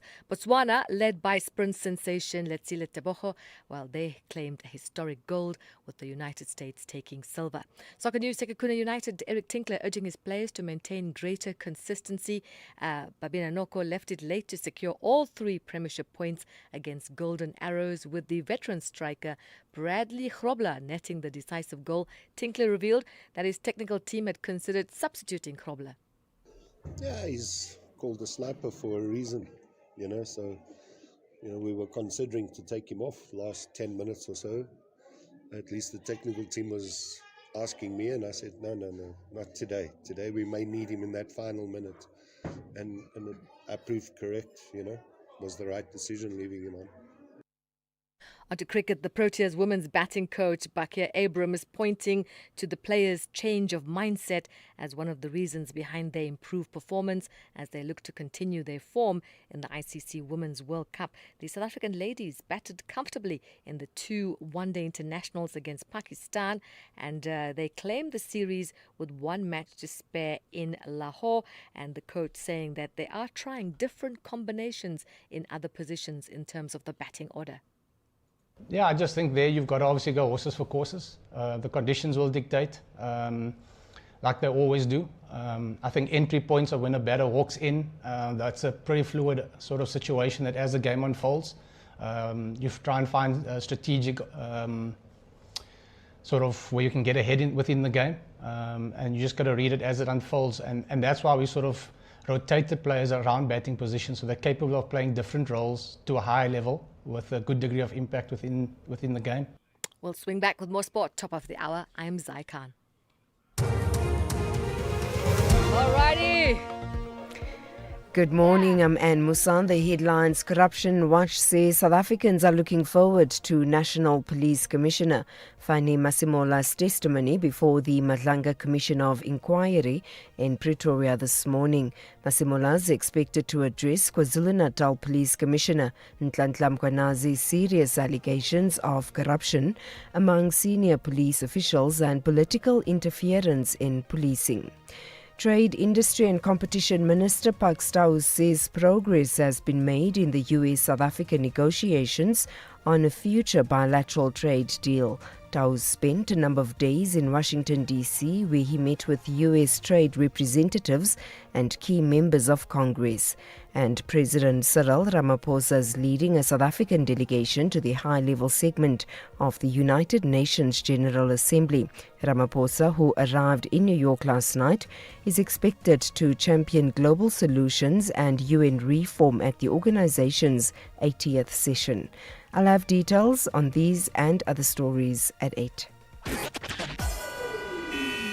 SAFM, guiding you through the rush hour traffic. Good morning. It's a very busy Monday across the country. There are some major incidents causing major backlogs. We start in Pretoria with lights offline, a mighty Mopani Highway at Eskia and Patheli. That traffic stays all the way back through Theo Martins and back to Brits Road. That is a really big backlog of traffic. Crash staying in Pretoria on the N4 approaching Durbanport Plaza. And if you're coming out of Montana, Siveko Makato across the N1 down to Moloto Road, there's some major delaying traffic going on there as well. Roadworks on Joburg's N3 north at Buccleuch. This is crazy. The traffic starts from the Germiston Elands interchange. As you come up from Germiston and Alberton into Elands on the N3, you sit from there all the way up to Buccleuch interchange, which is up by the N1 highway. That's a massive backlog. 2 lanes are closed at that work section today. Durban on your way out to Pietermaritzburg, stationary truck at Cliffdale. It's heavy. Just after Shongweni, you'll pick that queue up. A crash at Sherwood on your way going into Durban. That's causing a big backlog from Pavilion Mall. And Cape Town is a route under pressure as the N2. So coming in from Khayelitsha, a crash at Borchard's Quarry. That's heavy as you pass the airport runway. And then from Langa, you're going to pick up traffic on the N2, heavy all the way through to the city centre.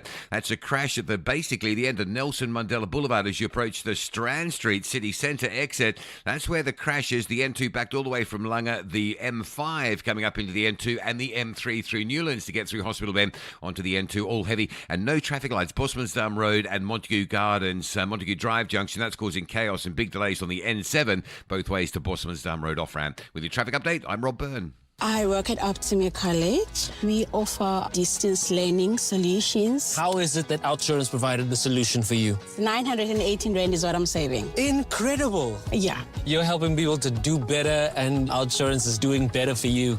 Definitely. If OUTsurance will not be able to beat your current premiums, remember there's that 500 Rand that you could get. Go to outsurance.co.za now for a 10-minute quote that could save you thousands. Tell me, what brings you and OUTsurance together? You know, Jacques, I've been battling to get a nice car insurance, man. Someone that can give you nice service. Whenever you call them, they're there for you. You know, OUTsurance, I found them. I'm saving a cool $360. Why put yourself through the pain? Be like Jermaine. Yes, be like Jermaine and sign up with OUTsurance. Get the real deal with the real savings. Yes, there we go. I made the right move. Go to outsurance.co.za now for a 10-minute quote that could save you thousands. Licensed insurer and FSP. T's, C's and information online. Who's behind the mask? A singing pineapple? A disco dancing Tokolosh? It can only mean one thing. It's the Masked Singer US Season 9, the only show where celebrities hide behind wild costumes and even wilder vocals. Is that Beyonce? No. It's your dentist dressed as a giant taco. Unmask the madness, the mystery, and the mayhem. Saturdays at 6:30 p.m. on S3. S3's got the masks, the music, and maybe your favorite celeb in a flamingo suit. Don't miss it. The Business Update on SAFM. Let's turn to Dowling once again for the second update of the morning. Dowling, let me start with a question. Do you have a pet? No, I don't. Oh, really? No, my neighbors do, but not me. That's a bit sad. As if I have one. You see, Maraya. Judging you as if I have one. The reason we're talking about all of that, of course, is that Yes. Spar in retail, Spar is eyeing growth in pet care, in the pet care market. That's right, Silas. And they've made their first move into the country's booming pet care sector with the launch of a new franchise brand called Pet Story. Now, the retail group opened the first outlet on Friday after converting a former Pet Masters store. The company plans a rapid rollout with between 25 and 30 stores expected to open across the country before the end of the year, and a target of 100 branches by next year. Now, Spar's Rob Phillipson said the initiative reflects how lifestyles and consumer habits have shifted. He added that the project is designed to support both entrepreneurs and local suppliers. Independent pet retailers are being encouraged to rebrand their businesses under the Spar umbrella, which, as Spar says, will give them access to wider distribution networks and supply chain efficiencies. Now, Spar's move comes as the competition in the pet retail space is intensifying as major supermarket groups chase a market estimated at 7 to 10 billion rands. ShopRite's Checkers division was the first to establish a national chain, launching its Pet Shop Science brand in 2011, which has since expanded to 128 outlets. And last year, Woolies took over Absolute Pets, one of the country's best-known pet specialist retailers. In private education, tell me about Advitech and their, efforts and attempts at getting recognition as a fully fledged university, a full university status. What do they mean by that? So basically, they want to be regarded as a university instead of a private higher education provider. Advotech says being identified or being given that university status gives its students the same recognitions as public universities. Now, the group is repositioning its new higher education brand, Emirates, as it plans to seek full university status once government opens the doors for application. The move signals a strategic shift that could disrupt the balance between private and public tertiary institutions. Emirates brings together Varsity College, Vega, and MSA under one umbrella, and will launch its flagship 420 million rand Sandton campus next year, designed to accommodate up to 9,000 students. According to CEO Jeff White, the vision extends well beyond rebranding. He confirmed that Advitech intends to pursue university status for both Emirates and Rosebank, underscoring ambitions to expand the group's influence across the sector. Now, White has argued that Emirates already measures up to, and in many cases surpasses, public universities in outcomes such as graduate employment and on-time degree completion.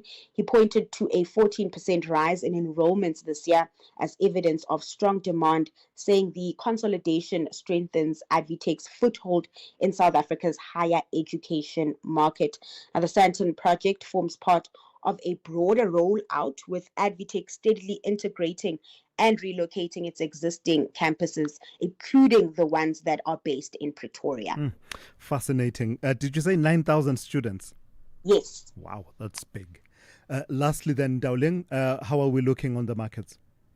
So starting in Asia, trade is mixed with the Japanese Nikkei in the green, while the Hong Kong Hang Seng slips into the red. Traders are digesting the People's Bank of China's decision to stand pat on rates and the call between Presidents Xi and Trump.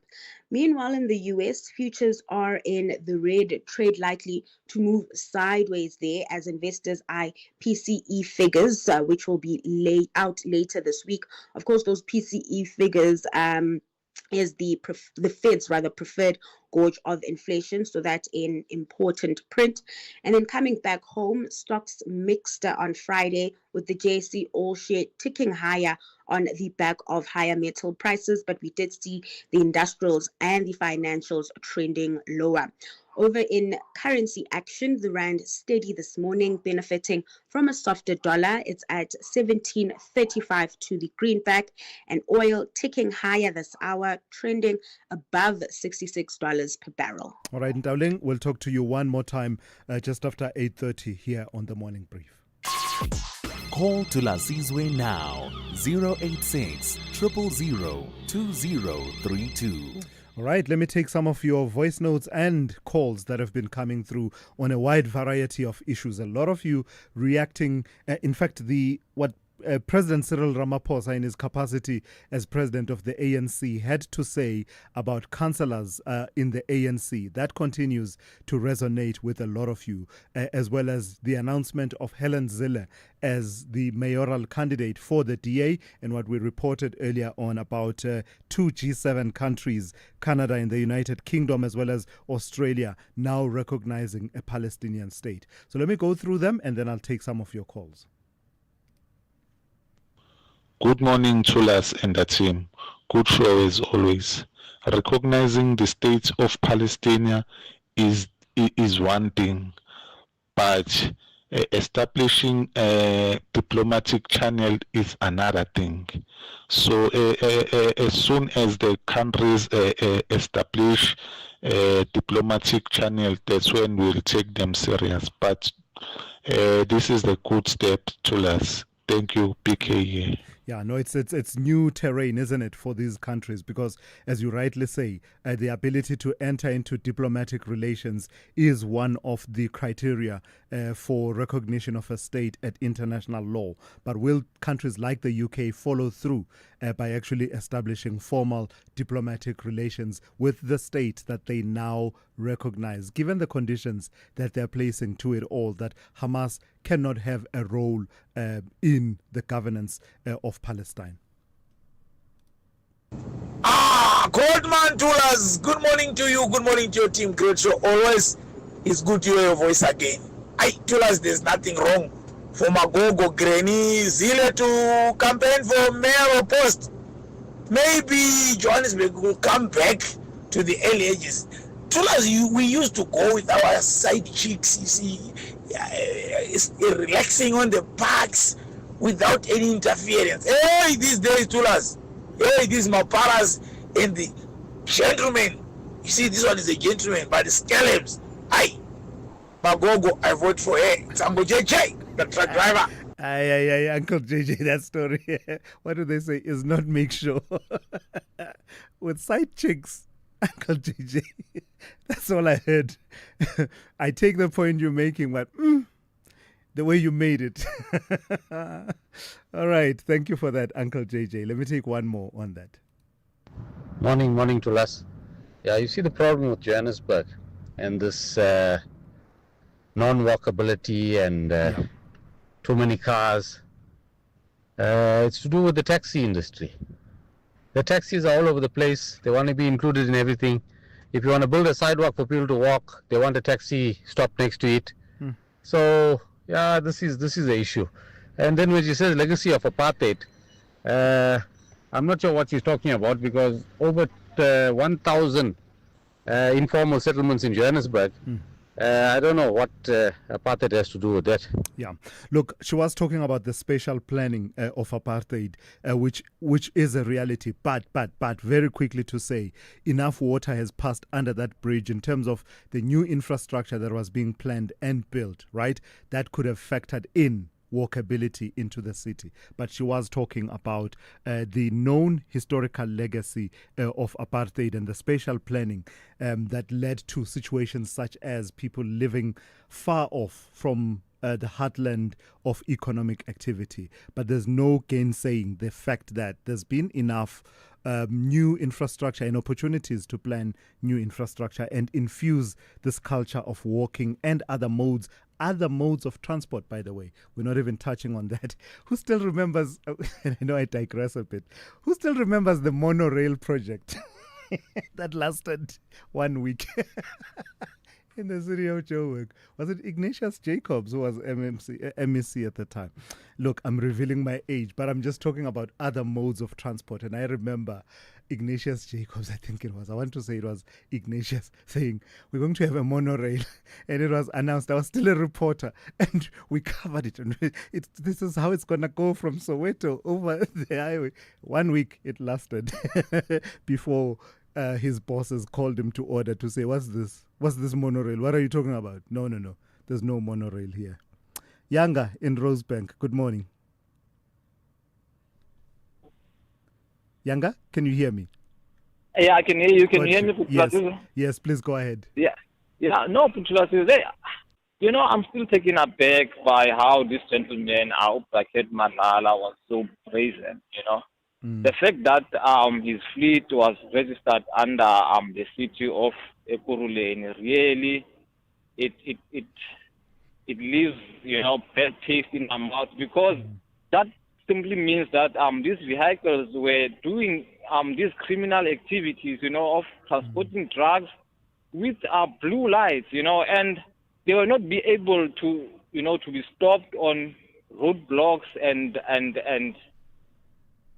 when, it's really, I'm taking aback, but I think the net has closed in on him, really, I think what he needs to do is to, take a plea bargain and make sure that he doesn't go down alone, because really, I think the net has closed on him. But like I said to Thulasizwe, he was so brazen. Yeah, equally concerned about that, Yanga. Thank you for that. Of course, that came through from General Nhlanhla Mkhwanazi's testimony last week that Kat Matlala's vehicles were fitted with blue lights and basically, according to General Mkhwanazi, registered under the Ekurhuleni fleet. I saw a letter that seems to be internal communication in Ekurhuleni that was seeking to give an account of how that came about. I think part of the account, I don't recall the full details, but I think part of the account was something to the effect of it was a donation, etc. I want to read that letter properly before I can actually put it on the record. But there is some kind of an account that is being given for that process. Thabo in Harrismith, good morning. Thulas. Yes, sir. Good morning. Good morning. Please How go are ahead. you, man? Very well. No, Thulas, it's bad now. It's bad. And now it's up to our president to take an action against this Madlanga Commission. This is clear. We don't need any proof from even those people who's going to testify today. He's going to be a liar. Mkhwanazi, he got the proof. So what next from president is to take these people to jail. Otherwise, we are in trouble. More especially after he said in FNB about DA, comparing DA and ANC. Really, he must take a decision. Yeah. Otherwise, he must go. If he can't take a serious decision about this Madlanga decision, really, he must go. Otherwise, he will kill this ANC of us. Hence, it's almost dying. All right. Thanks, Thulas. Thabo, thank you for that. That's Thabo in Harrismith. Let me move on to Temba in Kempton Park. Temba, good morning. Kempton Park is not going to get Helen Zille as a mayor, even if the DA wins. But you are interested in the issue. Okay, how are you? Very well. How are you, Temba? Please go ahead. I'm good. Okay. The thing is, Helen Zille, I don't think she'll get that mayor. And it will be a downfall, my brother. You don't think she will win it? She won't win it. And this propaganda started with their man, Cyril Ramaphosa, when you talk to the councillors. Now, after a week so, she's nominated to be a mayoral candidate of Joburg. Look, my brother, in Joburg, they are not going to succeed. I think it's something that it's a dream that will never come true. Sure. Because it will never come true. They won't rule Joburg, bruh. That is the headquarters of ANC in Gauteng. And I don't think we are ready to let everything under the DA. Look how they are good in governing to their white people, not in our black people. And in Joburg, if you check, it's us. Most of black people are reside in Joburg. So not going to take that city, we give it to DA. Yeah. I don't think that will happen. And LNZ, it's a wrong move, my brother. It's a wrong move. And if you can see all of them in the ANC, go Kwede and this Fikile Mbalula, they are pushing the same narrative from their president, because their president is in cahoots with DA. And we're not married to DA, some of us. Gotcha. We're not going to be ruled by DA in Georgia. Gotcha. Temba, thank you for that. That's Temba in Kempton Park. In fact, very quickly on the same theme, let me take Papillon in El Dorado Park. Good morning to you, Papillon. Good day, my friend Thulas, and now everybody putting their ear, everybody's well. You know, Thulas, then in 2018, I may have been absent-minded, but recently a person was represented on your show, and he stated, then Mr. Cyril stated, he had said that anybody in the ANC will be dismissed who is not performing or facing fraud or corruption charges under his run. Tell me, Thulas, has anybody up to date ever been shown the door as so many people, they have repeated, you know, how they hate what's going on in South Africa currently, because to my knowledge, very, very few, if any, have been charged or shown the door dismissed concerning that, which to me, Thulas, is rather evident that Mr. Cyril Ramaphosa watusa ngenyoka efile. Thank you. Thank you for that, Papillon. Left me with a challenge of how to translate that for those who don't speak isiZulu. Utusa ngenyoka efile. How do you translate it? I saw the chairperson of the commission, Justice Madlanga, also having to play interpreter here and there. Utusa ngenyoka efile. It's an empty threat, basically. That's the long and short of it. You promise much, but you are unlikely to deliver on that threat. Thank you for that. We'll come back to your calls and WhatsApp messages a bit later on. SAFM, guiding you through the rush hour traffic. It's a busy Monday, largely because of incidents. One of the big ones is the N3 in Joburg. The Eastern Bypass backed heavily today from Germiston right up to Buccleuch. There's some weekend roadworks that are running deep into Monday morning. Peak hour traffic, a couple of lanes are closed, and it really is worth avoiding. N3, you're going to sit from Heldenace right through Edenvale, passing Alex up through Limbo Park, right into that Buccleuch interchange area. The N3 coming in from Spruittview is heavy. A crash before Heidelberg Road. N12 again this morning, slow from Benoni through to Boksburg. We've been seeing that over the last week or so, and there's a breakdown on the busy N1 South at Olifantsfontein. So that run out of Pretoria this morning on your way into Midrand is heavy. Traffic lights down bottom of the Mopoli Highway at Esky and Pathledi, that's heavy. And then Esky and Pathledi, fuller traffic from Cement Factory side, or in fact from Putco side, all the way down into CBD. Some traffic lights out there this morning causing delays. A crash at Paradise Valley coming out of Point Town towards Durban. So the N3 to Paradise and the M13 coming through from St John's Avenue Bridge into the Paradise Valley Junction. Both of those routes on your way to Durban are heavy. And then you've got a crash to work through near Sherwood. So from Pavilion Mall, it all gets a bit busy. And that crash is also holding up traffic coming in off the N2 ramps onto the N3. A collision near Virginia Airport on the M4 going north towards Umhlanga. And some big traffic this morning between Komashu and Gateway on your way towards the airport. Cape Town also with some big incidents. A crash earlier, Nelson Mandela Boulevard at Strand Street. That's where you exit into the CBD. That traffic to town's backed all the way through to Langa. It is heavy. Behind that, the M5 north towards the N2, the M3 from Bishop's Court towards the N2 at Hospital Bend. Those routes are very heavy because of the significant delay on the N2 going inbound. And traffic lights around Bosmansdam Road at Montague Drive. It is a problematic junction even when the lights work. This morning, you've got heavy queues on the N7 to get off at, all the way back to Dunoon. Goodwood is the back of the queue on the N7 going south. And then routes like Freiburger and Edgemead Drive coming out of those suburbs up to that Bosmansdam congestion. Very, very heavy. With your traffic update, I'm Rob Byrne. If you think you cannot afford a lawyer, Think again. Clientele Legal has made professional legal services affordable for you. Whether it's a civil, criminal, or labor-related matter, we have a nationwide panel of attorneys standing by to assist you. SMS SAFM to 32195. That's SAFM to 32195 and we'll call you back. Clientele General is a licensed non-life insurer and an authorized FSP. Standard rates and terms and conditions apply. This year, the Standard Bank Joy of Jazz Festival offers you 3 days of the heart and art of jazz from the 26th to the 28th of September across 4 stages at the Sandton Convention Center.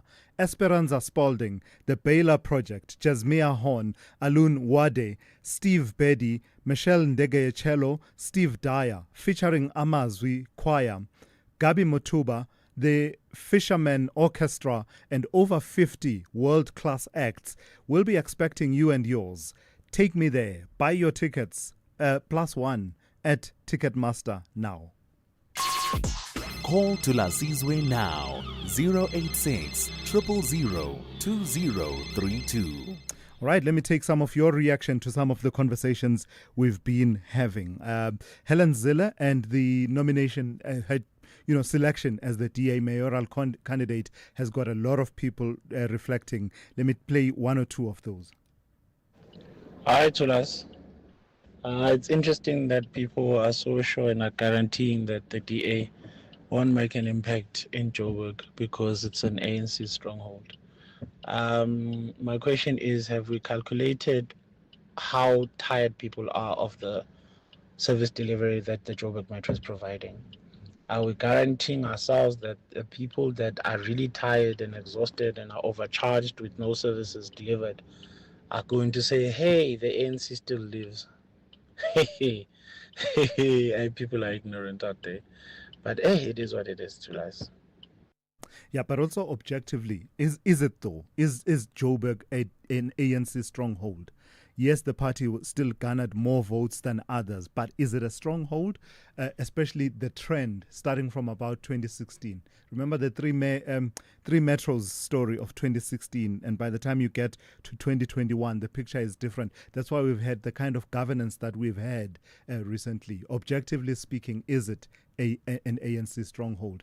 Not predicting what will happen in the future, but until now, how has it been for the ANC electorally? Good morning to us, Lukman Captain. Every time people come on and say the DA only governs for white people, this is nonsense, man. I don't stay in the white area, I don't stay in the rich area. I get services on time, all the time. And I know a lot of communities with the same. This is nonsense. It's the same song as that boring song that people sing. And when people say, no, the DA doesn't care for townships of black people, when did the ANC care for townships and black people? When? At least the townships of the Western Cape has water. The townships in the other areas, other cities, doesn't have water. Right. Strong reflections there on this narrative that you are likely going to hear. Believe you me, you are going to hear this narrative. In fact, I heard, was it Gwede Mantashe, the national chairperson of the ANC, already going on that trip that says, in fact, even the president of the ANC in the interview with the SABC also sort of walking back some of the compliments he paid to the DA to say that the governance track record is differentiated between the well-off, affluent suburbs versus townships where mainly black South Africans live. So you are going to hear a lot of that, and it will be good actually to hear from people with lived experience to just enhance our own reading of that situation. Mr. D in the Eastern Cape, good morning to you. Mr. D? Morning to you and your listeners. Yes, please go ahead. Yeah, I just want to respond to comments that's been made by Mike from Newlands over the last 2 or 3 times he phoned. Mm-hmm. So, first of all, I just want to praise him firstly, because there are times that he really makes good, excellent contributions, to such an extent that he is a favorite cause of some people, and rightfully so. But then I just want to say that there are also times where he really does not think and he's just not well informed. For example, a week ago, he phoned in and...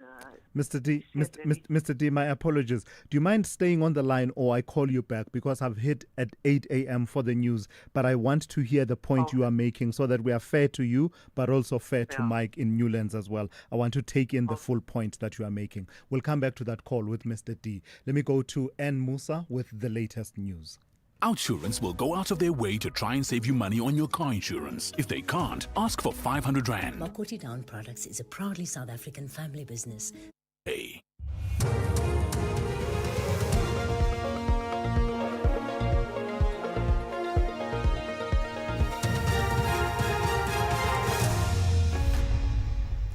In our top stories, Corruption Watch speaks on the Matlanga Commission and progress on US-South Africa trade talks. Good morning. Corruption Watch says South Africans are looking forward to National Police Commissioner Fani Masimola's testimony before the Matlanga Commission of Inquiry in Pretoria this morning. Masimola is expected to address KwaZulu-Natal Police Commissioner Nhlanhla Mkhwanazi's serious allegations of corruption among senior police officials and political interference in policing. Masimola will be the second witness after Mkhwanazi, who testified last week. Mzwandile Banjatwa is from Corruption Watch. Corruption isn't just about, I suppose, individuals taking chances. It's about an organized, systematic sabotage of the criminal justice system as a whole, and that on its own undermines the very democracy that we have. So these testimonies would then set a tone of a nation in crisis. Trade, Industry and Competition Minister Park Stau says progress has been made in the US-South African negotiations on a future bilateral trade deal. Tau spent a number of days in Washington, D.C., where he met with U.S. trade representatives and key members of Congress. He has since joined the South African delegation for this week's UN General Assembly. Tau says the talks partly focused on reducing the high 30% duty imposed on South African exports and the future of the African Growth and Opportunity Act, which is due to expire at the end of this month. There were indications that we were making significant progress in terms of the discussions and the way forward. And what's the way forward, you would ask? The US will give us a revised text on the basis of the comments and questions over the past week. We anticipate that would be given to us early in the next week. It would give us about 2 weeks to consider, to consult stakeholders, sister departments, go to cabinet, get a mandate, and be able to respond. And from there, we'd be able to then get into the details of the negotiations. Meanwhile, President Cyril Ramaphosa is leading the South African delegation to the high-level segment of the United Nations General Assembly. Ramaphosa, who arrived in New York last night, is expected to champion global solutions and UN reform at the organization's 80th session. Over 100 heads of state and government are expected to attend this year's event under the theme Better Together, 80 Years and More for Peace, Development and Human Rights. Showan Bryce Peace reports. Ramaphosa will participate in a two-state solution conference later Monday after a number of Western countries indicated their formal recognition of a Palestinian state, including Canada, the UK, Australia and Portugal, with more set to follow. The President will address the general debate on Tuesday, where he is expected to champion multilateralism and the peaceful resolution of conflicts, then engage in a discussion at the Council on Foreign Relations on Domestic and Foreign Policy, attend a heads of delegation reception hosted by President Donald Trump, participate in bilaterals with U.S. business leaders, and an executive dialogue hosted by the U.S. Chamber of Commerce, before closing out the week with a G20 ministerial meeting. The Independent Financial Advisors Forum has slammed the city of Tshwane for pushing ahead with a tender to appoint a single medical aid broker for its employees. The Independent Financial Advisors Forum, a non-profit organization representing accredited brokers, first flagged concerns last month. It says the contract which the city has advertised is irregular and unlawful. It also says the medical aid brokerage tender violates employees' rights to choose an alternative medical aid broker. The forum's deputy chairperson, Buti Sigasa. When we attended their compulsory briefing on the 26th of August, we raised a few things, but one of them was, did they have consent from employees of the city or their representative? The answer was no. Now, in terms of Regulation 28.7, as clarified, the city requires consent for the city to act as an agent to appoint a broker. So they don't have that consent, so therefore they can't act as an agent. Now, it's shocking that the city still wants to proceed with a tender, whereas they don't have the agency. And finally, the National Taxi Alliance leadership is today expected to visit the family of the slain Gauteng chairperson Thamsanqa Moyo in Soweto. It says it will convey its condolences to the bereaved family and finalize the funeral arrangements. Moyo was ambushed while driving along the Soweto highway on Thursday last week. Mulemo wa Onemotwa reports. According to the police report, Moyo's car was blocked by unknown assailants driving two vehicles before opening fire with multiple shots on him. He was pronounced dead at the scene by emergency services. It's reported that the motive for the killing remains unclear. The National Taxi Alliance leaders say details of the memorial service and funeral arrangements will be made known immediately after the visit to the family. Recapping the top story, Corruption Watch says South Africans are looking forward to National Police Commissioner Fani Masimola's testimony before the Matlanga Commission of Inquiry in Pretoria this morning. Masimola is expected to address KwaZulu-Natal Police Commissioner Nhlanhla Mkhwanazi's serious allegations of corruption among senior police officials and political interference in policing. For SAFM News, I am Ann Musa. Outsurance will go out of their way to try and save you money on your car insurance. If they can't, ask for 500 Rand. Visit outsurance.co.za today. You always get something out. Outsurance made it possible for us to travel more with the money that we save. 725. This is really real. You are the biggest saver we've ever had. 2,794 Rand a month. It was the easiest switch ever. Get real. How is it that Outsurance provided the solution for you? 918 Rand is what I'm saving. Incredible. Go to outsurance.co.za now for a 10-minute quote that could save you thousands. Licensed insurer and FSP. T's, C's and information online. It's a very good morning to you. In your SFM Sports Headlines, soccer news, a big shake-up at Siwelele as the CEO and assistant coach Andre Arendse shown the door. And in netball, the Spar Proteas, they go down to New Zealand. Details just before 8:30. SAFM, guiding you through the rush hour traffic. It's a really busy Monday, but largely around some incidents. One of the big ones is roadworks on Joburg's N3 at Buccleuch. The traffic going into that this morning backs all the way from Heldenace interchange in Germiston. It is a really bad backlog. Also, a breakdown on the N1 north at south at Olifantsfontein. So the N1 coming out of Pretoria backs from the Bruckfontein interchange all the way down to that obstruction at Olifantsfontein Road. And Mopani Highway onto Esquire and Pathleli. A lot of traffic if you're into Pretoria CBD that way. And a crash on the N4 before Durbanport Plaza, still holding traffic through to the N1. Durban, there's been a collision. It's on the N3 inbound just past Paradise Valley. So the N3 and M13 routes passing Pinetown, very heavy. A crash near Virginia Airport. So the M4 is heavy both the directions. And the N2 is badly backed up this morning through Kumashu up to a breakdown near Gateway. If you're on your way to the airport, make sure you got a ton of time to get through there. Cape Town, traffic lights down. Bosmansdam Road, Montague Drive. That's an absolute chaotic morning through Edgemead and Summer Greens. It's really bad backlogs on the N7 both ways to come off at Bosmansdam Road, and the run through Hospital Bend being held by a collision on the N2 inbound at Searle Street. That's the end of Nelson Mandela Boulevard. The N2 inbound, the M5 and the M3 routes all heavy as a result of that. With your traffic update, I'm Rob Byrne.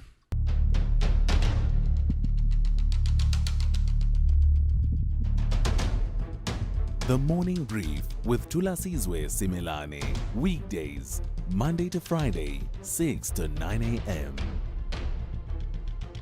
The Morning Brief with Thulasizwe Simelane. Weekdays, Monday to Friday, 6 to 9 a.m. It's just gone 9 minutes after 8 on this Monday. It is great to be in your company. Welcome to it, the third hour of the Monday edition of the Morning Brief here on SAFM 104 107.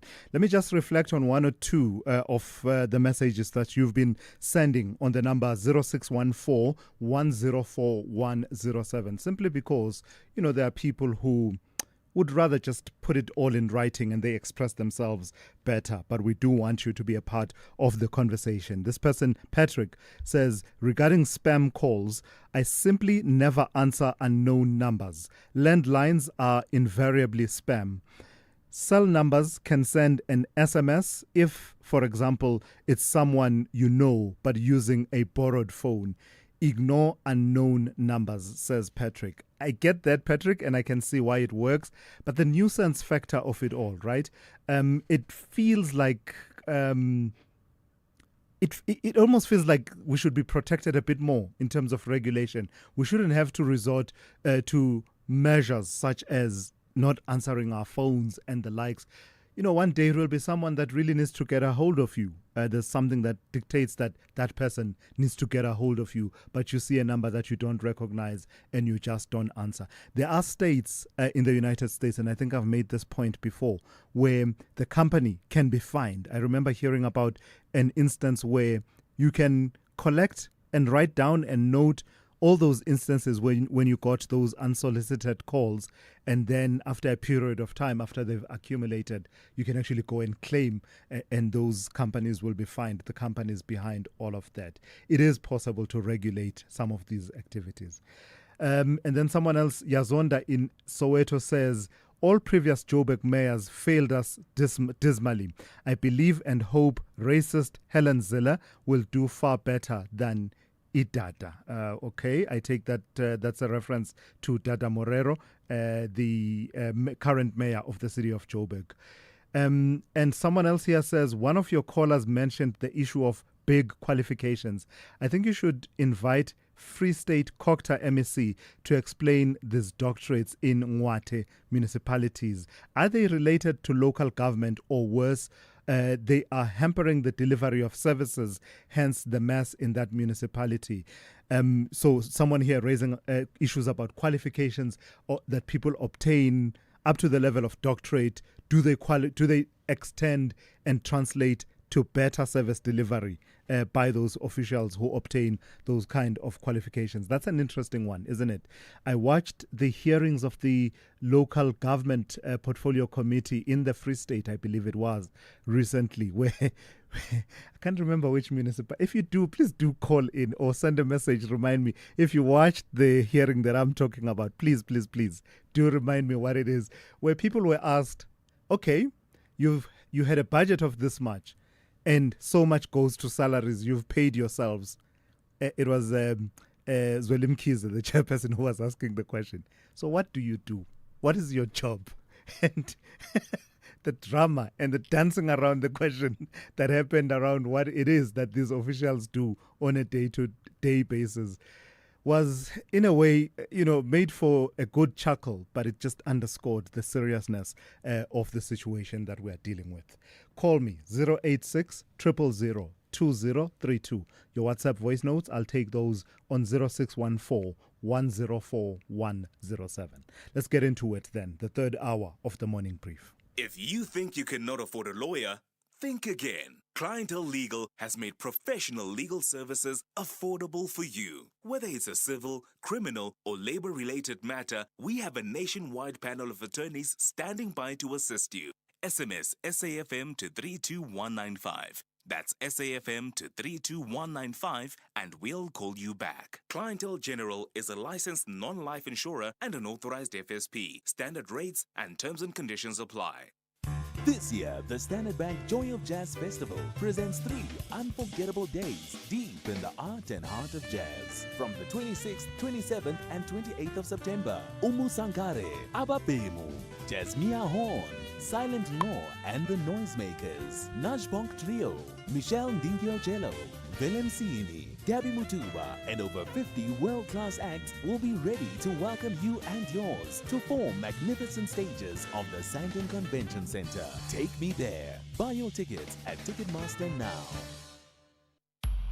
SAFM values your views. Be an active citizen. Yeah, I do need to correct myself a little bit. Earlier on, I said the Constitutional Court will today hear this case that we're about to talk about. It's actually on Thursday, not today. It will be hearing a landmark case that could change how rape is defined in this country. I do need to give a warning, a trigger warning in terms of the content that is going to be covered in this next story. At issue is whether the current defense of subjective consent, where an accused can claim they believed that the complainant agreed to sexual contact, sexual behavior, should be scrapped and replaced with a stricter and objective test. The High Court in Pretoria has already ruled that the subjective test is unconstitutional, with Justice Selby Bakwa finding it violates rape survivors' rights to dignity, privacy, and equality. If the Constitutional Court confirms that ruling, accused persons will in future need to show that they took reasonable steps to establish that consent was actually given. Let's unpack it all with Leanne Germanos Manuel, who is director and co-founder of the Embrace Project. They are at the heart of this litigation that has now reached the Constitutional Court. Good morning to you, and thank you for your time. What is wrong with the current definition? I think we took the step a couple of years ago from moving from rape being defined in terms of the common law to actually codifying the definition in the Sexual Offences Act. But it would seem, from your perspective, it's still inadequate. What is wrong with that definition and how it's been implemented in the courts? Good morning, Thulasizwe, and good morning to all the listeners. Thank you very much for giving us this opportunity to explain our case. I think the easiest way for me to answer your question is actually to have a look at what the stats are at the moment in South Africa. I think it's well known to all of the listeners that South Africa has among the highest GBVF rates in the world. But beyond that, we also have very, very low conviction rates. In particular, I'm going to hone in on rape conviction rates. So the NPA claims to have 80-something% conviction rate for rape. But the problem is they are comparing that stat to the number of cases that they actually take to court, which is probably 3,000 or less. SAPS reports about 40,000 cases of rape having been lodged with them annually. And this doesn't even take into consideration the number of rape survivors and victims who don't even bother to go to SAPS to lay a charge of rape, as well as it doesn't take into consideration the number of times that SAPS, and it's been reported quite often, refuse to actually accept the laying of a charge of rape. If you take that stat versus the number of rape convictions that the country gets, we're sitting at less than 1% of the number of rape cases reported to SAPS. And in our opinion, probably the highest or the most problematic barrier to achieving a rape conviction currently in our courts is the definition and the understanding around both the elements of intent and consent in rape and sexual offences like it. So in many instances, defenses are against a charge of rape will center around the question of consent. Tell me about this subjective consent and what's been problematic about it and how it has contributed to you coming to this point of bringing forth this challenge. So the problem is actually with subjective intent, not subjective consent. Yes. Rape is defined by having to, basically the state has to prove beyond a reasonable doubt 4 elements in the sexual offense of rape. And that is that there was unlawful, intentional sexual penetration without the consent of basically the complainant. Often the state doesn't have a problem if it has a strong case with proving unlawfulness, with proving that there was sexual penetration, and even proving that there was no consent. The biggest barrier to the state thus far has been being able to overcome the hurdle of proving to the court beyond a reasonable doubt that the accused person could not have subjectively believed that consent was given. And the way that it currently plays out in our courts is if, as a victim or a survivor of a sexual offense, if you don't outwardly resist an attack on you, the court will almost in most cases not be able to find that there was an intent on the part of an accused person, particularly in cases of intimate partner violence. Obviously, when it comes to a break-in, that's much easier to prove that obviously there could have been no understanding on the part of the accused that there was consent. But in cases of intimate partner violence, or even if you go on a date with someone, which is what happened with the second applicant, Inga Holstracher, who is a rape survivor who has joined us in our case. Yeah. She was the one who came forward with what happened to her. And, she was among the few rape survivors who managed to have her day in court. And the magistrate was so poignant in her case, in the judgment that she handed down. And she said, look, I found on all the elements. And in fact, I don't even believe that the accused person is a credible witness.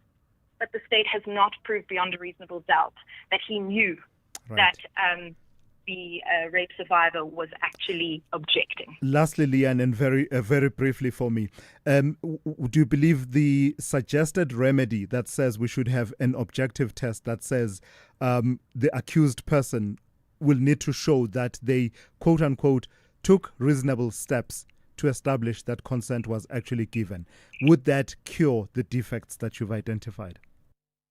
I think it would make a huge difference. One, the reason is that it would make it a little bit easier for law enforcement and in particular the prosecution to be able to prosecute a case like that.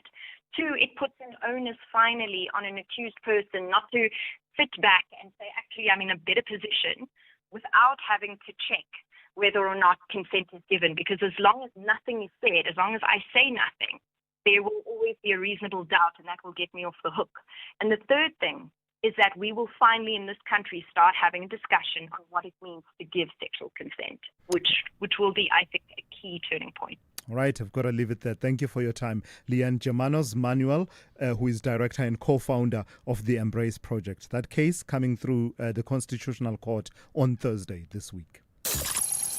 My name is Thulasizwe. I'm a football coach and also a SABC Sport football analyst. Besides football events, what do I like attending? It's got to be definitely seminars, workshops. If I was not coaching football, tough one, but I'll consider coaching athletics. My favorite African song, I'll definitely go for Shosholoza because of its historical significance. What I like about SABC Sport, it's got to be the SABC Sport Extra show because it's very brief. It allows viewers who have busy lifestyles to catch up about the latest sports. Catch the top-class football analysis of the beautiful game on match days with Tabo, Bookworm Sinong, live on Latuma. Proudly brought to you by SABC Sport.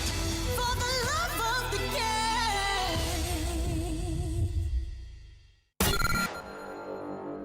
The Morning Brief with Thulasizwe Simelane. So let me share with you that one of my biggest regrets, in fact, I regret every language that I learned and then over a period of time, due to me not using it, I then lost proficiency in that language. One of those languages is South African Sign Language because as part of my studies at Rhodes University, I had to do a module that included sign language and I was really good at it. But at some point, I seem to have lost it all. Why am I talking about all of this? I'm talking about it because the Pan South African Language Board, in collaboration with government, they will be marking the International Day of Sign Language, and that will be taking place tomorrow, Tuesday, the 23rd of September, under the theme, No Human Rights Without Sign Language Rights. So let's speak to Professor Loli Makubu Badenhorst, the Pan South African Language Board chairperson, who joins me now. Good morning to you, and thank you for your time. A day such as this commemoration tomorrow, what issues does it highlight within the South African context and the role of South African Sign Language within the broader spectrum of human rights and the way you've shaped the theme, no human rights without sign language rights? Well, certainly good morning to you and the Machiloni, and good morning to the listeners, and thanks for having us. For us, because you remember, as a country, we made official South African Sign Language to be one of the 12 official languages in the country. So then that means that all the government departments and all the other sectors need to use South African Sign Language in serving the whole community and also to promote multilingualism in order not to further disadvantage the deaf community, because when they need their services, be it in hospitals, be it in the police stations, wherever they go. So not everybody is conversant or is able to do the sign language.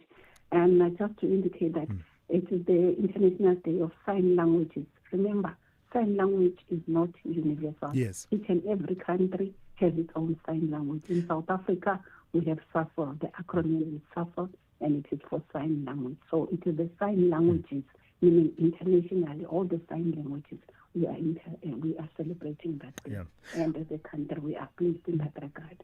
What is your assessment of the effort that has been put and the resourcing and the wherewithal, really, and energy that has been put in since adding South African Sign Language to our official languages? Are we seeing that translating into a conscientious and a determined effort to promote learning of South African Sign Language and its extensive use and facilitation of participation in conversations, national conversations using South African Sign Language?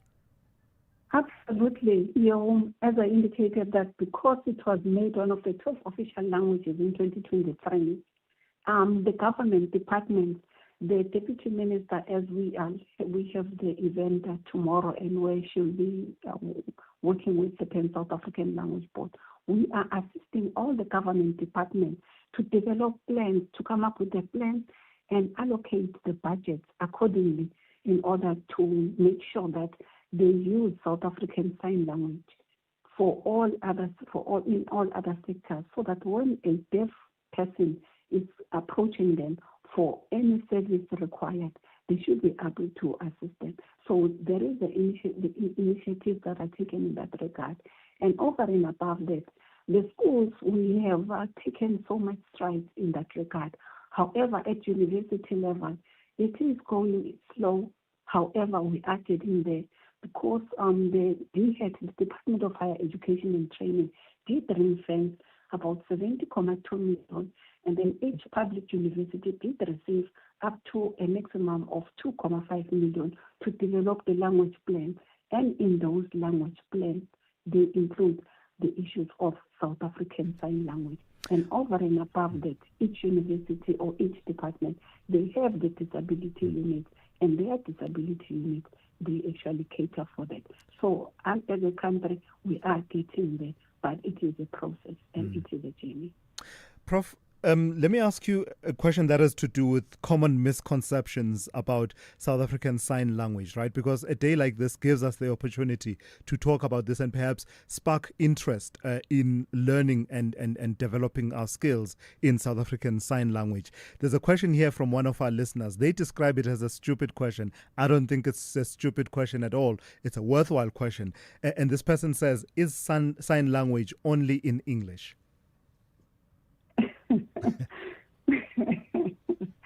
Well, I'm glad that I was listening to you when you said that you did do some basic of suffering yourself. I did that myself. I can confess a little bit. It is not English. We have various dialects of South African Sign Language. For instance, like in any other language, whether it is Zulu or it is Xhosa. For instance, it is Zulu or it is Xhosa that is spoken in KZN, and the one that is spoken in Gauteng are not the same. People use different signs. So by the same token, South African Sign Language also has its dialect. There are people you can use depending on where you are. In the Western Cape, they use certain signs, and then in the Northern Cape, certain signs. So that does not necessarily mean that sign language is in one language. All right. And no, definitely it is not. It is various dialects, All right. as it is the case. And lastly, like English, you have to choose, even when you are using your laptop, you either use the UK English or the US English or the South African English. So all of them is English. And by the same token, it's SASO in the whole country. But in South Africa, whether you're in the Western Cape and so on, and Gauteng and so on, you use different signs depending on the location where you are. All right. It's important that you use that. Prof, thank you. However, lastly, Yes. as the Pan South African Language Board, we are responsible. We have an NLP, the National Language Body, that is responsible for standardizing that, so that there is a standard version of South African Sign Language that is used. All right. So there is only one. And thank you. Thank you for that, Professor Lolima Kubo-Badenhorst, the Pan South African Language Board chairperson. If you talk languages, you've got me tuned in. I learn languages quite easily. So as a result, I've learned quite a number of languages over the course of my life. But it's that use it or lose it principle, isn't it? If you don't then go on to use that language, then you have problems. So South African Sign Language was a module that I needed to learn while I was at university, and I had the foundations, but sadly I let it go. All right, with that said, let's go straight to N Musa with the latest news. Good morning. Thanks to us in the headlines. International relations expert Dr. Kingsley Makobela says the humanitarian crisis in Gaza is likely to top discussions at the United Nations General Assembly tomorrow. President Cyril Ramaphosa is leading South Africa's delegation to the Assembly's 80th anniversary in New York. Corruption Watch says South Africans are looking forward to National Police Commissioner Fani Masimola's testimony before the Matlanga Commission of Inquiry in Pretoria this morning. Masimola is expected to address KwaZulu-Natal Police Commissioner Nhlanhla Mkhwanazi's serious allegations of corruption among senior police officials and political interference in policing. And residents of the Cape Flats say they are living in constant fear due to the ongoing shooting incidents in the area. This as authorities confirmed that at least 160 people have been killed in gun violence in the Cape Metro in the past month. I'll have details on these and other stories at 9. This is SAFM Sport with Zai Khan. Hey Zai, good morning. Sorry to mess you around, but yeah. The signs were everywhere. What signs? What signs? Signs of a shake-up at Siwelele is what you're talking about, yeah? Can you believe it? No mistranslation there. That's for sure. Not lost in translation. Not lost in translation. Tell me about those shake-ups. Woo, they've parted ways with the CEO, Stan Matthews, and the assistant coach, Andre Arendse. The chairman, Calvin Lejon, confirming the decision, citing daily threats against the pair as part of the reason for their departure. The Free State outfit has appointed Lerato Kolanyane as the acting CEO and club legend Willem Jackson as assistant coach in a bid to restore stability. Siwelele have endured a poor start to the season, just one win from 7 matches. They face Orlando Pirates tomorrow in the Betway Premiership. Athletics South Africa's men's 4x400-meter relay team have ended the country's 8-year medal drought at the World Athletics Championships in Tokyo, storming to bronze. Wade van Niekerk, Sakita Nene, Leitpile and Udemy Okon combined to clock 2 minutes, 59.34 seconds, their first podium finish since 2017. Botswana, led by the sprint sensation Letsile Tebogo on the anchor leg, claimed a historic gold in 2 minutes, 57.12, with the United States taking silver. For Team SA, the bronze represents redemption after years of near misses at global championships.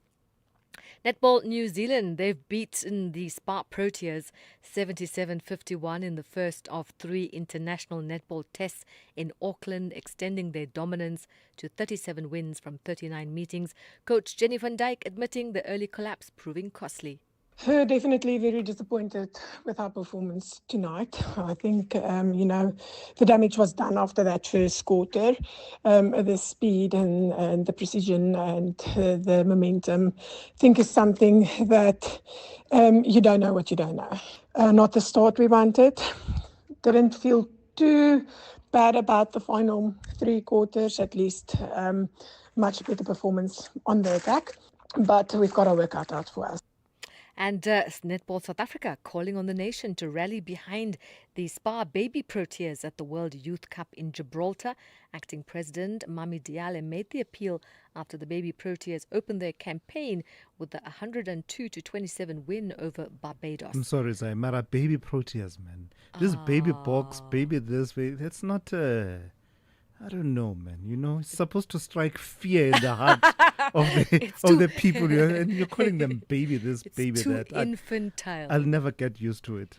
Oh, well. I mean, you know, we were all babies at one point, but let's go to this story, and it's the last one on your bulletin today. Max Verstappen cruising to victory at the Azerbaijan Grand Prix as the championship leader Oscar Piastri's first lap crash, allowing Lando Norris to trim his points advantage. George Russell was second for Mercedes after battling illness through the week, and Carlos Sainz Jr.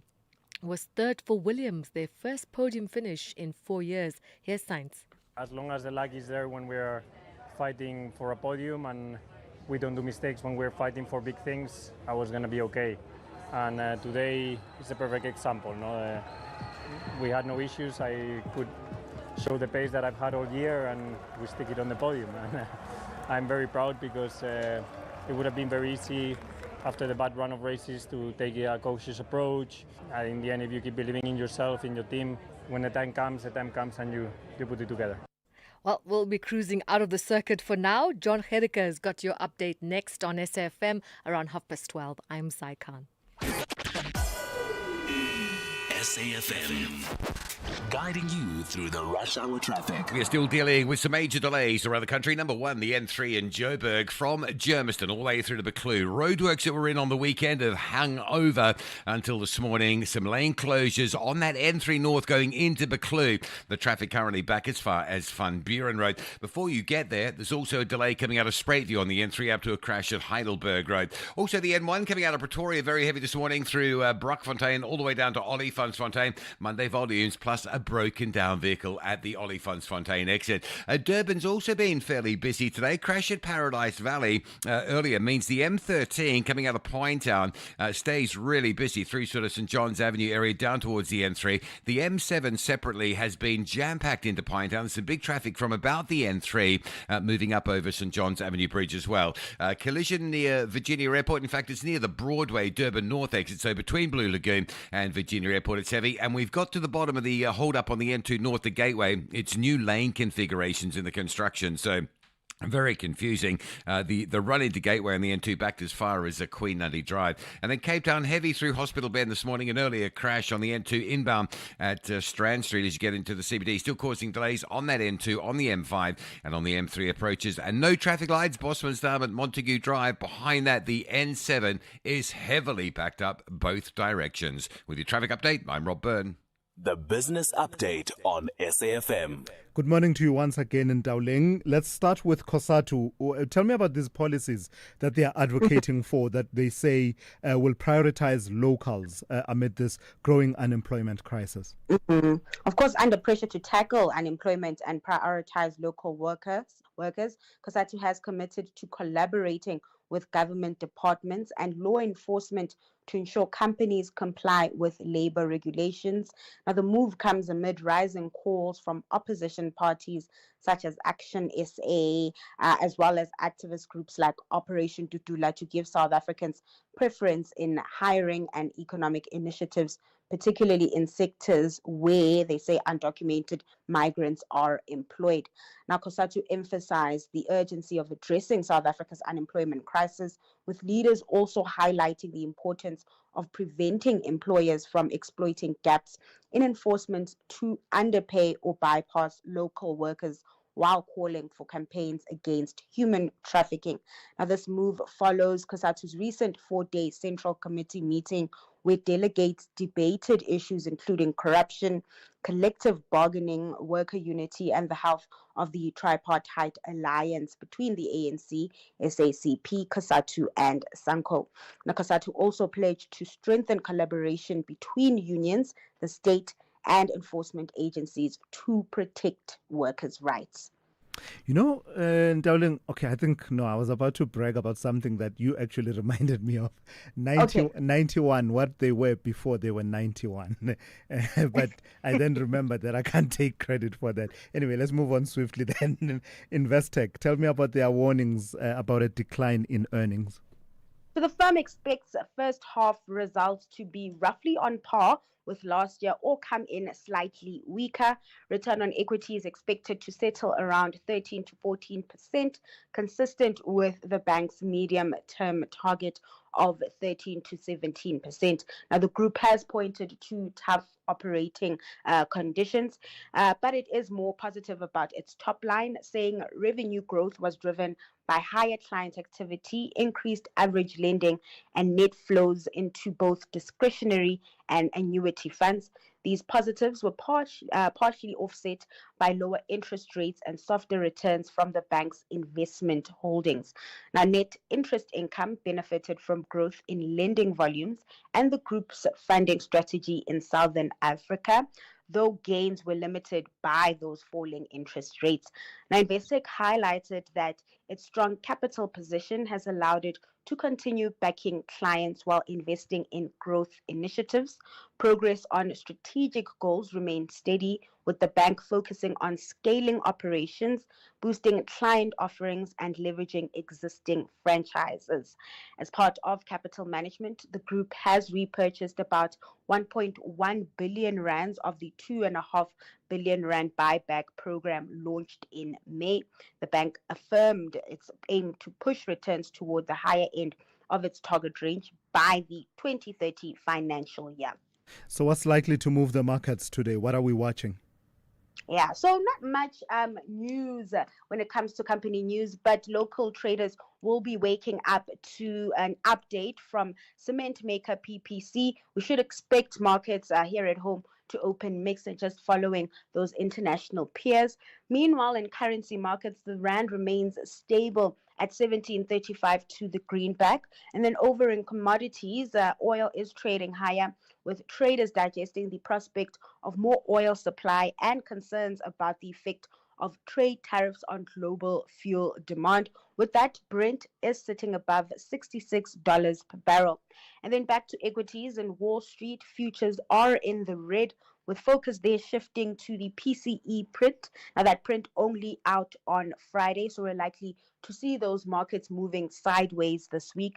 And then lastly, in Asia, stocks on track to close the day mixed, with investors assessing China's central bank's decision to leave rates unchanged, even as the economic indicators point to a slowdown in Beijing's economy.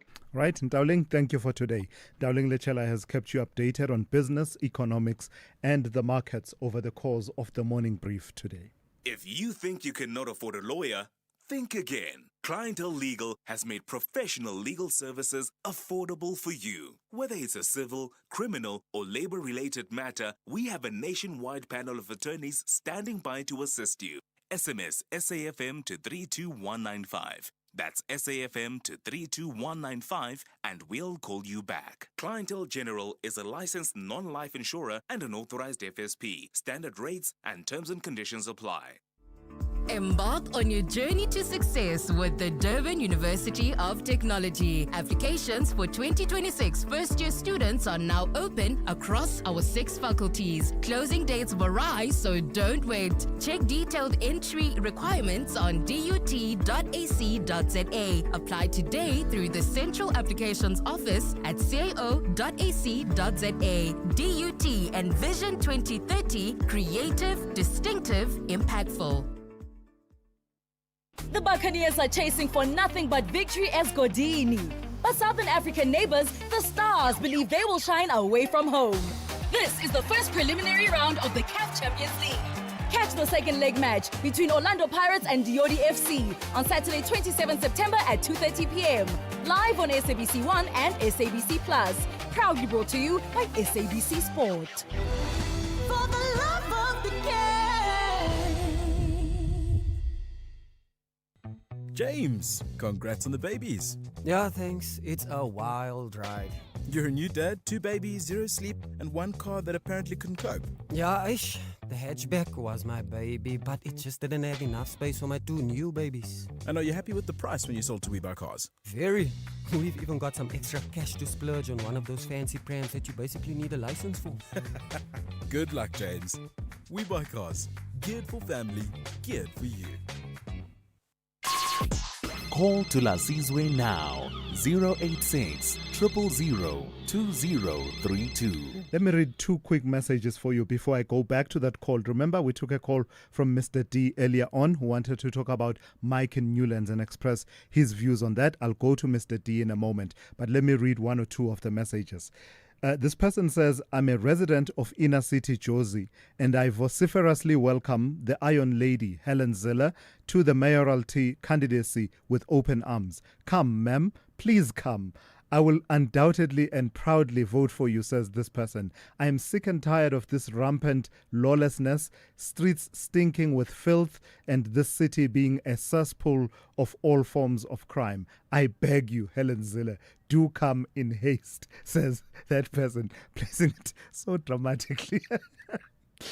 And then on the opposite end of the spectrum, Zaitun Abed in Cape Town says, Helen Zille lost it for me at the end of her interview when asked about Gaza and the genocide. She was totally evasive about the DA's stance on it. She will lose the Muslim vote in Johannesburg, says Zaitun Abed out in Cape Town. So keep those coming. I'll come back to the voice notes in a moment, but I do need to get to that call that I've kept you in suspense long enough. Mr. D started making his point, but we were running up to the news at 8 a.m. and therefore we couldn't complete it. Mr. D, welcome back. So pick up where you left off. What did you want to say? In fact, start from the beginning. What did you want? What reflections did you want to share about Mike in Newlands? Yeah, as I said, I just want to respond to comments that he made over the last couple of weeks. And first of all, I want to compliment him because I'm not the one who only criticizes. I like to credit where it is due. There are days that he really makes excellent contribution to such an extent that he is a favorite follower of some people. But then I feel there are other days where when he really does not think before he phones in, or when he really is not well informed. Like, for example, a week ago, he phoned in and he said that he couldn't understand why Hamas does not want to release the hostages. Because it's all that they have to do in order for that war, in order for the current war to end. Yes, it will end the current war, but it will not bring a solution to the conflict in the region which has lasted for so many decades. And that is that obviously the Palestinians are fighting for the land that has been taken from them. And all these people who are supporting Israel, I wonder how they would feel if their land is taken. Mm-hmm. And then 3 weeks ago, he phoned in on Ashraf's show, and he said to Ashraf that he has just returned from Japan, and he told the Japanese that Elon Musk, it's so strange that Elon Musk is not welcome in South Africa simply because he's a white person. And then Ashraf had to intervene by telling him, no, you offline, Mike. No one said that Elon is not welcome in South Africa as a person, as an individual. All right. Elon's company, Elon wants to register a company of which does not want to comply with South Africa's DE regulations. Yeah. All right. But he as a person, no one said he as a person is not welcome. So it is clear that some days, as I said, he is really just not well informed in the way of life. So I would urge him that each time he phones in, he is a same mic that phones in. Normally the mic who makes a good contributions, because it's really not nice when he confuses and Mr. D. say hello to somebody like myself. Great stuff. Hold on there, Mr. D. Don't go anywhere. Let me bring in Mike in Newlands for him to respond to the criticism. Constructive, I think, in that it gave credit where credit is due, but also criticizing some of the positions that Mike takes on some issues. Mike, good morning. You've heard what Mr. D has to say. Fair criticism?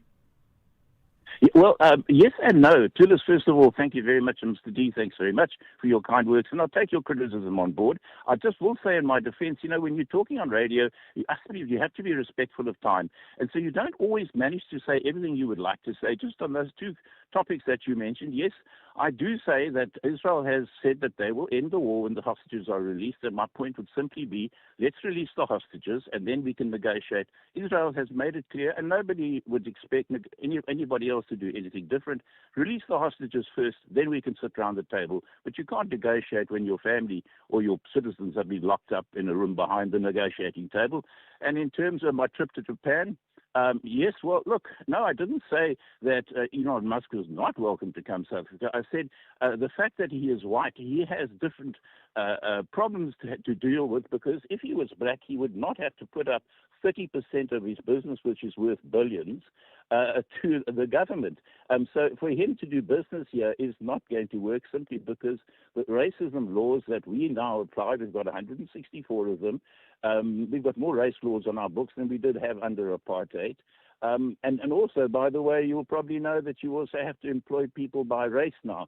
So this is not going to sit well with him. So no, that's why he's not doing business in South Africa. Right. I hope that answers those two questions. I still wanted to raise a point, Thulas, but I'm respectful of time and I can always hold it over. Mike, thank you for that. Mr. D, happiness on your side? We brought him on to just take in some of the criticism that you made. Yeah, I would say what he has to say now sounds a lot better. But all right.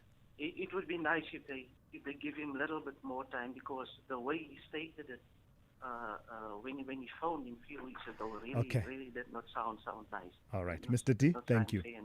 We dedicated a bit of time just to get the dialogue going between the two of you in the spirit of this show. Mr. D, as well as Mike in Newlands there. I'll take more of your calls in a moment.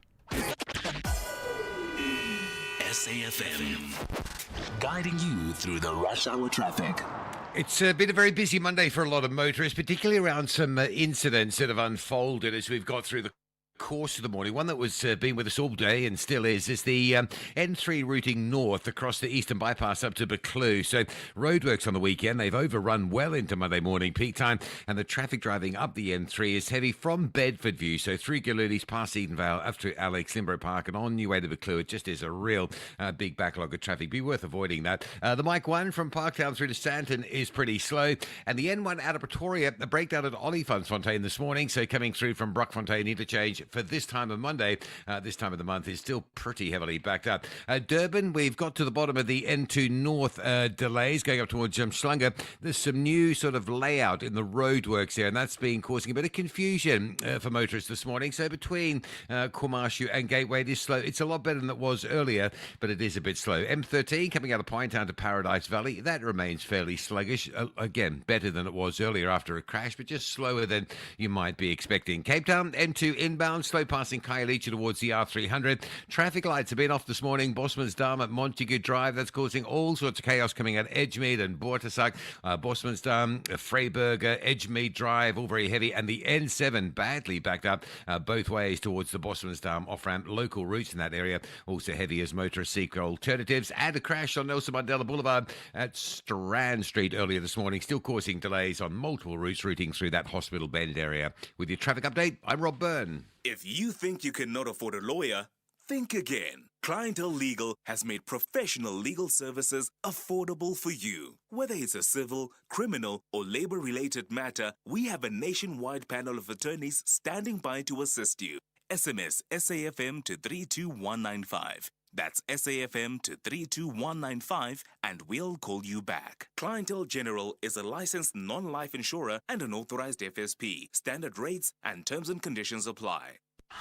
Good day, South Africa. Mark Haskins here, SABC Sport football analyst. My favorite meal between breakfast, lunch, and supper is probably breakfast, even though I'm very much a foodie, so I don't turn away food at any time of the day. I remember the guys used to sing Tula Mama, Mama, Mama. And then when we translated, it was like, really? You're telling your mom to be quiet? Is that really something you would do? What I love about South African football fans is really the passion. My favorite African African dish, I would have to say, is mogodo. We call it pens and poikis because of my big calves. I've always been called potris. You know, just make sure you tune in, make sure you support the SABC. We will bring you the best local content and international content. Catch the exciting analysis of the beautiful game on match days with Mark Huskins, proudly brought to you by SABC Sport. For the love of the game.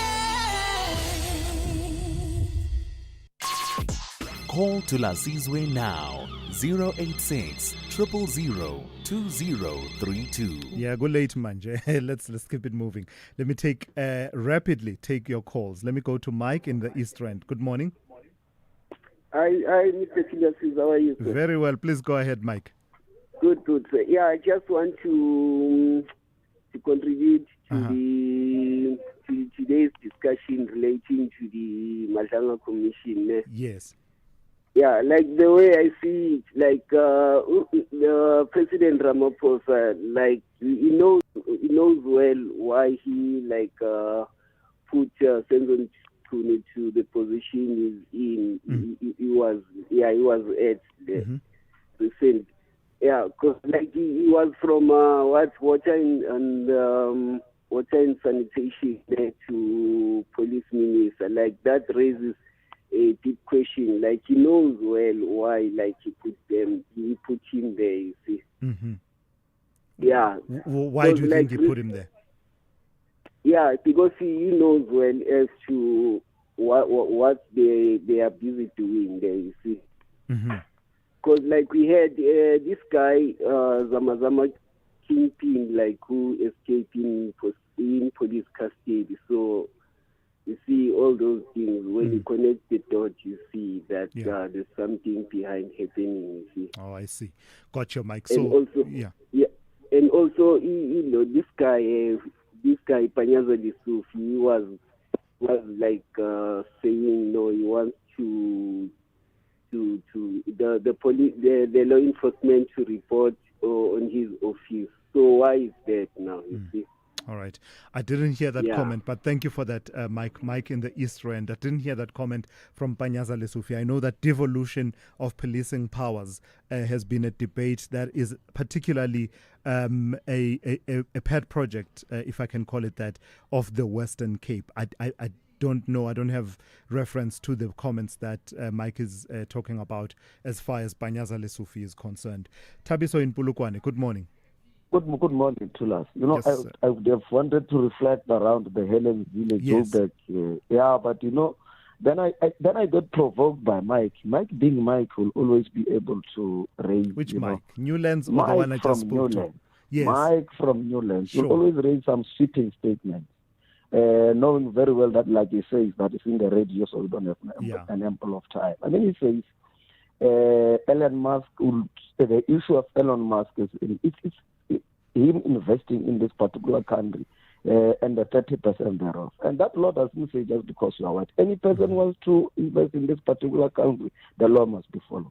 Mike again says, South Africa has more apartheid laws now than racist laws now than during apartheid days. Yeah. I mean, I don't know where he comes from. Unfortunately, because if he's indeed a South African for all these years he claims to be, he would know very well that the apartheid system was very brutal for many of our people. They denied them a number of things: access to higher education, access to quality job opportunities, many other things. But to claim that, to put a claim that we have more racist laws than apartheid, I don't know. I mean, really. People were chucked out of their own homes, land were taken, and all of that. Gotcha. But do make your point about Helen Zille very quickly, because that was the original point. Look. I out of love to say Joburg is the most unfortunate municipality. I mean, since the coalition government happened through Omashava, the rest, and all of that now. Now you have someone. You have a moving mayor. I mean, Helen Zille moving from Cape Town again to become want to become a mayor in Johannesburg. It's quite very much unfortunate. But I just hope that the people of Joburg will reject that. I don't think they understand Joburg like Cape Town, so they must just reject that thing. Thank you, Tabiso. Thank you for that. Of course, she does say that she's a daughter of Joburg, and I read a profile that says she was born in Hillbrow in the CBD. Of course, that was a different Hillbrow from what it is today. Let me take one or two of your voice notes. Someone here wants to reflect on the comment that Uncle JJ made about side chicks. Hi, Thulasizwe Simelane, it's a win. I thought I was hearing things. So Uncle JJ did say he used to take his side chick. Yeah, he did. To the park. Yes. Yeah, the man is bold. The man is bold. Ooh, yes, I know. Nami, I thought I was hearing things, but I wasn't. Let me take one on spam calls and just, the conversation we've been having about those. Hi, Tula.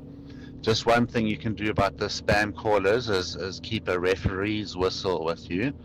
And when they start talking, you just blow that whistle as hard as you can into the telephone. It works like a charm. The admin of it all, though. The admin of having to devise all of these schemes and plans. Good morning, Thulasizwe. What a topic, man. You know, this thing of the calls that calls you every day and you don't know about it. A lot of insurance trying to sell you some products. Ish, my brother. Even if you deny, the other one comes. Especially these big names, DSTV, Clientele, Asipo, Ish, Momentum. Man, we are tired of these people, man. They must put some security, my brother. Yeah. No, I still believe that we're being let down in terms of regulations in a country where we have the Protection of Personal Information Act and all of these other laws and regulations to have this level, which I'm told we are the fifth worst country in the world for the amount of unsolicited calls.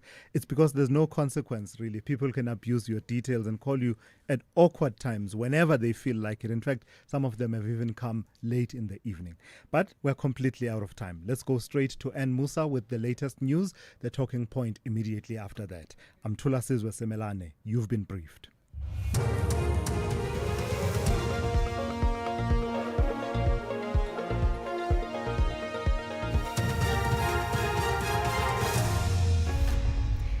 Thanks to us in our top stories, suspects arrested in multi-million rand drug bust to appear in court, and Cape Flats residents living in fear as gun violence escalates. Good morning.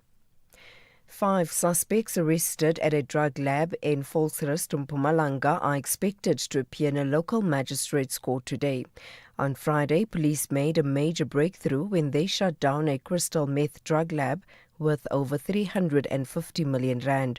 4 Mexican nationals and 1 South African have since been arrested. 2 suspects believed to be Nigerian nationals managed to flee. Sasha Naidu reports. A South African who is understood to be the caretaker of the plot where the drug lab was situated, together with 4 Mexican nationals who are believed to be in the country illegally, are expected to make their first court appearance on Monday.